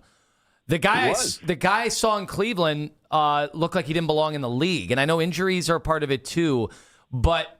Can Todd Monken and this staff identify where things went wrong with Deshaun Watson, maybe with Quincy Avery, and put it back together somehow? Todd Monken was brought here to get this offense going. I mean, he will tell you that in the plainest English that is possible and probably in some phrases that are not as suitable for the air right now. Todd Monken's brought here to do that. I would say that if Todd Monken were not the head coach, that if there were no coaching change, that we're not even talking about Deshaun Watson right now. So Todd Monken sees something in Deshaun Watson that he believes he can be successful with. Todd Monken has been successful with a variety of different styles of quarterback everywhere that he has been, whether it be in the NFL, whether it be at Georgia. I mean, you think about Stetson Bennett at Georgia to Lamar Jackson with the Baltimore Ravens. Stylistically, they could not be more different. So I think Todd Monken has a respect from what he had seen of Deshaun Watson in the National Football League. That's what his belief is. And then the other part of it is whoever the quarterback is surrounded by, in my opinion, the most talent certainly we've had in the wide receiver room since we had Odell and Jarvis back in 2018, 2019. But maybe from a depth standpoint and Hollywood Higgins then, this is a good group, and it's a good young group. You know, Jerry Jeudy, obviously a Pro Bowler 2 years ago. Last year did not have a great season. He was dealing with a lot of things. You bring in Concepcion. You bring in Denzel Boston. Isaiah Bond has had a very good offseason. That kid can run. Harold Fan and Judkins. You got young, skilled talent around this quarterback that I think is going to help elevate them. But obviously the belief is that in Deshaun Watson and that Todd Monken, both of them individually think that they can work together. They're excited about working together. And we'll see what that looks like. And I think one thing on Deshaun Watson, and certainly a lot of it was his own doing, the things that happened off of the field. But I think people look at, the physical performance. Mentally, that took a huge toll on him. I'm not saying that now that he is, in a better headspace, that's going to lead to better things on the football field. But I do think that whatever chance there is, the greatest what if to me with Deshaun Watson was, what if he didn't get hurt coming off that second half come from behind win in Baltimore where it felt like he got his mojo back. We never found out the shoulder injury. Shoulder wasn't the same even going into the next season, and on we go. But I think physically he's in a good place. Mentally he's in a good place. He's got a great coach. He's got a good supporting cast. And I think that will give him an opportunity to realize whatever potential he has. What percentage of that from 2020, we don't know the answer to that. But I think he's in a good position. On the other side, I would say for Shedeur Sanders, same thing is true. You've got a football coach in Todd Monken who is an excellent offensive mind, who works very well with quarterbacks, and you've got that talent around him, and Shedeur continues to work hard, absorb like a sponge, all of those things. So we'll see. I think that's going to be fascinating because if we can see the kind of efficiency that we saw in the early part of the offseason, once things get ramped up and you get a little bit more of an edge to the defense, I think that will be very encouraging for Browns fans. I think a lot of people, at least for me, and I don't know for you guys, when I talk to people, I tell people, how many games are we going to win? What's it going to blah, blah, blah. I don't know the answer to that, but what I do believe fully is that we are going to be a lot more fun to watch on offense than we have been in quite some time. And I think that gives a lot of people at least hope or encouragement that the product that they watch is going to be an enjoyable watch every Sunday. And I think that has a lot to do with Todd Monken. I think it has a lot to do with what they've done at that supporting cast. And then it's going to ultimately depend on just how high that ceiling is on what you get out of the quarterbacks, either Deshaun Watson or Shedeur Sanders. Nathan Zegura with us on the show. I'm sorry, Nathan, I can't help myself. Why wouldn't you mention Mike Majakian? Why did you have to mention Quincy Avery? He's not the head quarterback coach of the Browns. Isn't that who he's been working with okay, almost exclusively? That's his personal quarterback coach, but they all have personal quarterback coaches. I would surmise it to say he works more with his personal quarterback coach than anybody with the Browns. Well, that's your opinion. Don't be putting that on Nathan. I don't know, but Mike Bajakian is the quarterback coach. I didn't say anything about that. He didn't say a damn word. Quarterback coach. Yes, right. Matt Baker is the assistant quarterbacks coach. Is that not right? That is right. You're and damn straight. Mike Bajakian obviously goes back, been a coach for over 30 years. And when you watch the practices, he is very hands-on with these quarterbacks, and so is Todd. Todd is over there a lot with the quarterbacks, but Bajakian came here to do this job for one reason, and that is to work with Todd Monken, because as he said to me, you give Todd Monken, a room with some guys in the wide receiver room, he's going to get quarterbacks playing at a high level. He was excited to be a part of that. And let's not forget, for those fans of the Central Michigan Chippewas, Mike Bajakian was there when they had Dan Lefevre and they had Antonio Brown, and we're setting a lot of records. So he knows a little bit about offensive football in the Midwest. Nathan's. Oh, go ahead. Run the tape if you want, Owen. I asked Andrew Berry specifically about this last time we had him on. I think I asked Todd Monken about it, too, about how they work with the personal quarterback coaches to make sure there is alignment, because you certainly would want alignment between all these individuals. I actually remember you did. Can I ask another question to him or no? Okay. Yeah. Nathan Zegura joining us on the show. Who do you think will be wide receiver one? We were going to get the clip right there, Lima. I thought we were getting the clip. No, he just thinks that he can conjure these things into thin air and Owen can just make them happen like he's some sort of Merlin in there. That's not how it goes. Nathan Zegura with us on the show. Now I think he's going to fight it here, and now we're going to have to play it later. I'm not going to have this fight in the middle of Nathan, okay? Who do you think is going to be – you're welcome. Who do you think is going to be wide receiver number one by the end of the season? Not week one. I mean by week 18. Who do you think emerges as wide receiver one? Great question. Thank you. My answer is going to be not what you expected, but then I'll answer the question you actually asked. I think Harold Fannin is going to be the most consistent target in this passing game week in and week out. So in some ways, could you say that Harold Fannin is the wide receiver one on this team? I think Hell yeah, you can. You can say whatever you want. So Harold Fannin is the name that comes to mind immediately. I think that you are going to have a lot of guys, and I think there are four at the wide receiver position in particular that are going to contribute a lot in a variety of ways. I think Jerry Jeudy right now, if you said pencil in who would be the number one receiver beginning the season, I think it's Jerry Jeudy. He's had a very good camp. Again, was dealing with a lot of things last year that, not necessarily were made public, and hopefully he's back in a good space, and he seems to be so. Isaiah Bond is going to be the home run hitter. Averaged over 18 yards a catch last year, got behind the defense every single week. He's worked really hard to improve kind of his short and intermediate game as well, and I like him. But the guy that Casey Concepcion, I think it's going to be really fun to see when the pads come on, because part of what makes him very special is what he does once the ball's in his hands. And so in some of these passing camps, that doesn't necessarily show up, where he takes something that looks like it's going to be a 5-yard play and ends up being a 50-yard touchdown. So I like what you get from him. But if you're going to kind of peg me down and say the one guy right now, it would be Denzel Boston. And that's based solely on what we've seen in the offseason.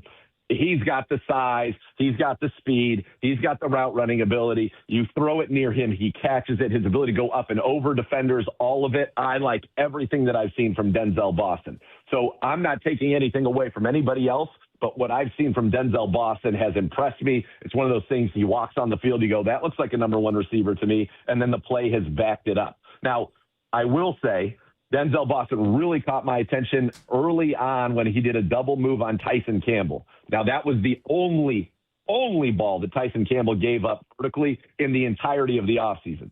All of the other work and all of the other highlights that we saw were on the other side of that field, and that's one of the reasons that the Browns, I think, still need to address that cornerback position. They bring in Damari Mathis, who was a starter back in 2022 for the Broncos, former fourth-round pick. Yeah.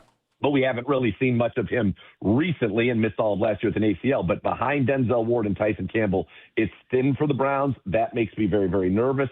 But to answer your question, I think and then Denzel Boston, I want to see it continue with the pads on, all of that. But Denzel Boston was probably, to me, the most impressive guy on the field offensively in the offseason program. What do you think of the clips they used of you in the documentary series Quarterbacks? I thought that some of the timing was interesting, but nonetheless, it's always good when they're able to splice you in there. It makes you think that they at least enjoyed it, thought what you had to say was somewhat relevant. So I've only through episode 2. I know that I made an appearance in episode 3 as well, or my voice did. Your voice is all over. It's great. I've enjoyed this show in particular because I think part of it is, Cam Ward was a guy that we were invested in as Browns fans, and I know something that the Browns thought very highly of last year, and it's cool to see him. Jaden Daniels, unfortunately, I have to see what he goes through in that second season after that awesome rookie year. And then, of course, we know Baker very, very well, and we know Joe Flacco very well. So it's kind of one of those shows where, from a Cleveland standpoint, I think you have kind of ties, certainly strong and deep ties to Baker, Joe Flacco, and then a little bit for those who are kind of involved in the process in that draft leading up to the 2025 draft with Cam Ward. So there's a lot of kind of connection there, which I think is pretty cool to watch that show. I like that one much better than any of the other iterations that they've done. I think quarterback's so good, and you see what those guys go through and why that is the toughest position in all of professional sports and the most important. Wow, Nathan chose this one over Road Tested. Did not see that coming. You hung up on him. What the hell did you do? He's gone? He's gone. The call must have just dropped. That was the end of the interview anyway. Good. We got time for Todd Monken's answer on his whether he cares about the quarterbacks using their personal coaches or not. This from May 9th on the show. We've had guys that, if they've asked, in today's day and age, it feels like everybody's got one. They've got a quarterback coach they like to go to, which is great. I think the game has improved greatly with whether it's offensive line tutors, as I would say, or wide receiver tutors or quarterback guys. I think just over the last 10 or 15 years, even when I was at Georgia, and you'd see younger players come to summer camp, and how much better they are at throwing the football and receiver route running. And that's a credit to those that work with guys when we don't have an opportunity to work with them, which stinks. I wish we got them year-round, but we don't. And it's awesome that our guys want to go to those guys and improve. Well, there you go, Tone. Champions pose. Up my nose with a rubber hose, Tone. Champions pose. I always wonder, just because the Tom Brady thing blew up with his personal fitness guru or dietitian, Alex Guerrero. Like, that blew up because it was at odds with what the team wanted. And so you wanted to start some. I think it stands to reason that all these teams are like, who's that guy working with? Who's that guy working with? That runs counter to our philosophy. John got Nathan back on the phone. So bring Nathan back on. All right, Nathan, real quick, I just wanted to say thank you very much for your time. Blessings to you, and hopefully we'll be able to run you down next week. Take care. All right. Well, thank you, Ken. And Lima, I think just real quick, made a very good point of what Muns was saying. These guys need to work together, and they need to be on the same page. Because if you want to have success in this offense, your quarterback coach in the personal side of it has got to be working in the ways that are going to help you when you get back with the football team. And hopefully that's what these guys have done, and we'll see that when we get to training camp. Guys, thank you very much. Thank you. Nathan Segura on the Wise Heart Right, We Make It Right, call Kyle Right 30 hotline. seconds extra, Nathan. We will dock that from his next hit. Yes. Not get those 30 seconds. It's amazing. John got him back on. Thank you, John, for doing that. And he added even more great analysis. That was the great Nathan Segura. Again, on that Wise Heart Right, We Make It Right, call Kyle Right hotline. The anybody but Shador crowd heard me yesterday, and they ain't happy. 92.3 The Fan, 2020 Sports.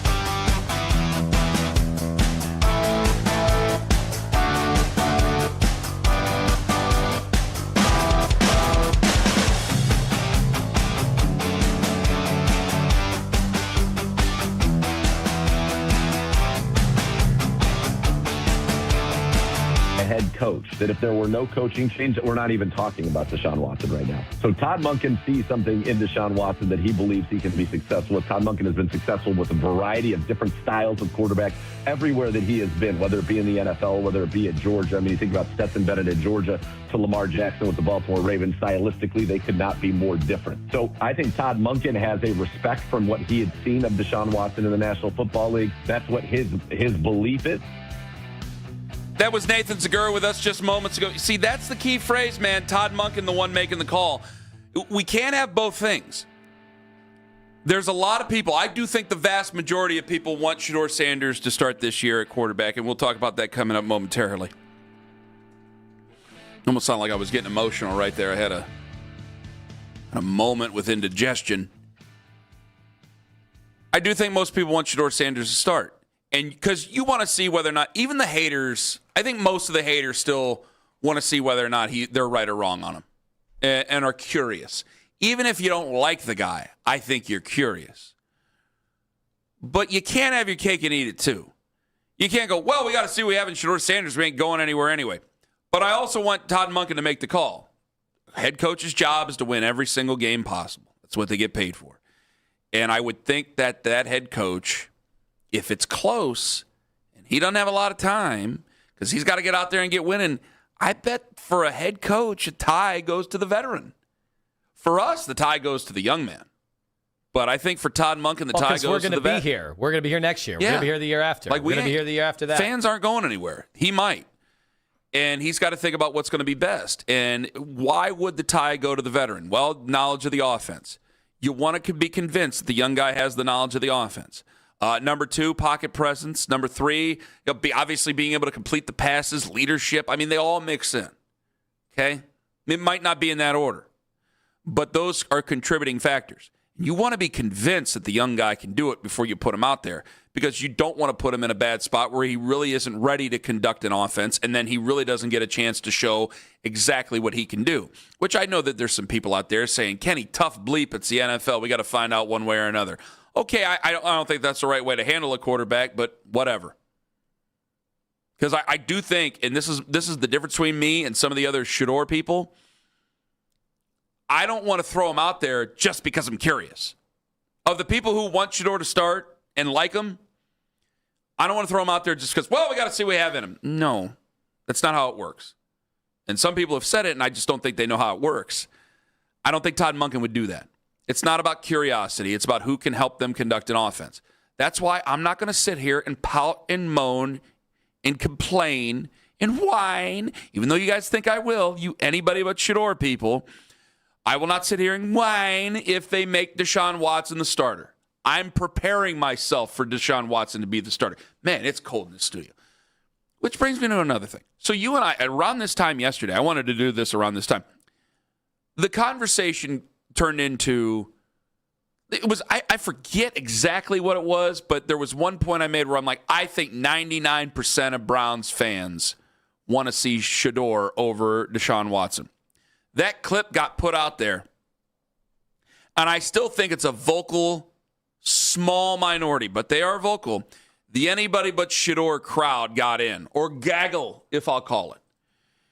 And they'd made me out to be the biggest whiner and crier in the history of whiners and criers, because what are you going to do when Hulkamania runs all over you? What are you going to do, Ken, when he picks Deshaun Watson? Well, I'll tell you what I'll do when he picks Deshaun Watson. I'll say it's understandable. Unless Deshaun Watson goes out there and it's like he doesn't have arms and he picks Deshaun Watson. I've told you all the reasons why it's understandable, why a football coach, an NFL coach would pick the veteran. The veteran here happens to be Deshaun Watson. Have I not made myself clear about that? Yeah. And maybe we need a refresher. We've talked a lot of LeBron. We've talked a lot of Gardos here. So maybe we need a refresher. I'm not going to start some big campaign against Todd Monken or anything like that. I want to give the guy a chance. I won't like that he made the decision, but I'm not going to be in the hallways all the time, in the meetings all the time. Yeah, I'm going to be at camp coming up here next week, certainly. But I'm not going to be seeing it the way that he sees it. So until he goes out there and sucks up the room or takes flight, I'm not going to root against Deshaun Watson. Until he does one of those things, I'm going to say that Todd Monken's a bad guy. Now, I do think there might be some blowback towards Todd Monken, but I don't know if that's going to be real with Browns fans or on the internet. See, I'm trying not to blur the lines here. I want to know from real Browns fans, who do you want to start? And I still believe that 95% of Browns fans want Shedeur to start. I imagine so. I mean, I think especially younger Browns fans, they definitely want to see what all this is about, try to get the electricity that was happening in Boulder, Colorado. That's the excitement that I think Shedeur obviously brings. I think there would have been much more of an element of excitement years ago when Watson came in. Mm-hmm. Had he have just come in from Houston without any of the baggage, instead he was immediately met with, people that were upset. And you were going from Baker, who was a fan favorite for a big part of the populace here, the Browns fandom, was a huge fan favorite. Even if he turned off some people on the way out the door, he still was a big fan favorite. So I do think this will be easy. Anytime you ask the Browns fans, they're going to want the guy, especially he only started 7 games last year. You hear me talking about the numbers, but I still have an open mind. I know people don't believe that, but I do. I would never write a guy off after 7 games. That would be so silly. Think about Sam Darnold. People wrote him off, but it was after 4 years he was written off. But again, he got 4 years. Mm-hmm. Why? Because he was top 5. Yep. Oh, yeah. Considered a top 5 talent. That's part of the issue here, and we can't sit there and dance around it. And I could come up and try to talk about all types of different machinations of why, but it's probably still going to ring true. Sam Darnold got extra chances because of where he was at, where he was taken. The team he came from, which not a lot of people have thought it, that would be a feather in his cap if things didn't work out here for Shedeur. But if you're a top 5 pick, you're just going to be given more chances, and they're going to take more whacks at you to think it could work, especially now more than they ever did because we're seeing more success stories of guys going to other places and finding success. I mean, that's part of the reason why they went and got Kyler Murray up there in Minnesota. And that's part of the reason why people are kicking the tires a little bit on even – I don't want him, but, J.J. McCarthy, what could a change of scenery do with him? He was a first-round pick. Not my cup of tea, but people are having that conversation. But if you're later round, I don't think it's going to work out that way. But there is tone, and I know that you deal with the Shedeurians going after you, but the anybody but Shedeur crowd came after me to the point where, because I had said yesterday, he has to, even if he made the playoffs, I'm putting him on a franchise tag. And it was like, Kenny, if they win 8 games with Deshaun Watson, he's your quarterback, they're going to use him as a bridge. I go, I'm sitting there thinking, he already is a bridge. This is the bridge. The bridge is, if he starts, he's either a bridge to Shedeur or he's a bridge for quarterback next year out of the draft. I think they got 2 first-round picks unless they end up winning the Super Bowl or play in the Super Bowl with Deshaun Watson. I think they're using that pick on a quarterback, and we're just going to have to deal with it.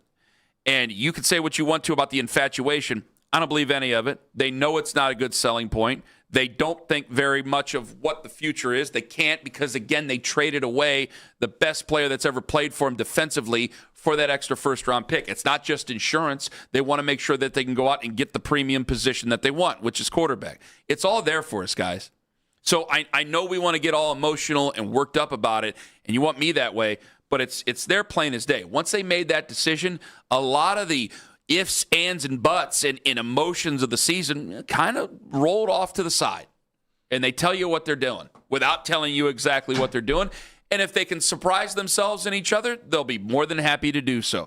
I felt like a real jerk after we left John Carroll University yesterday. I'll tell you why in 5 on the Fan. Friends,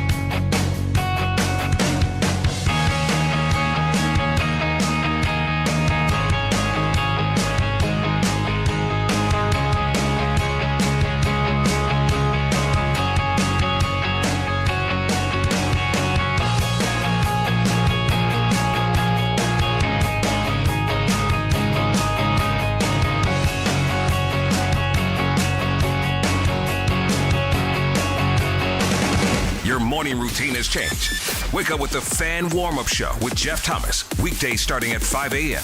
Catch up on all the latest from Cleveland sports from the night before and around the sports world leading up to the Ken Carman Show with Anthony Lima. It's the Fan Warm-Up Show with Jeff Thomas. Weekdays starting at 5 a.m. on 92.3 The Fan.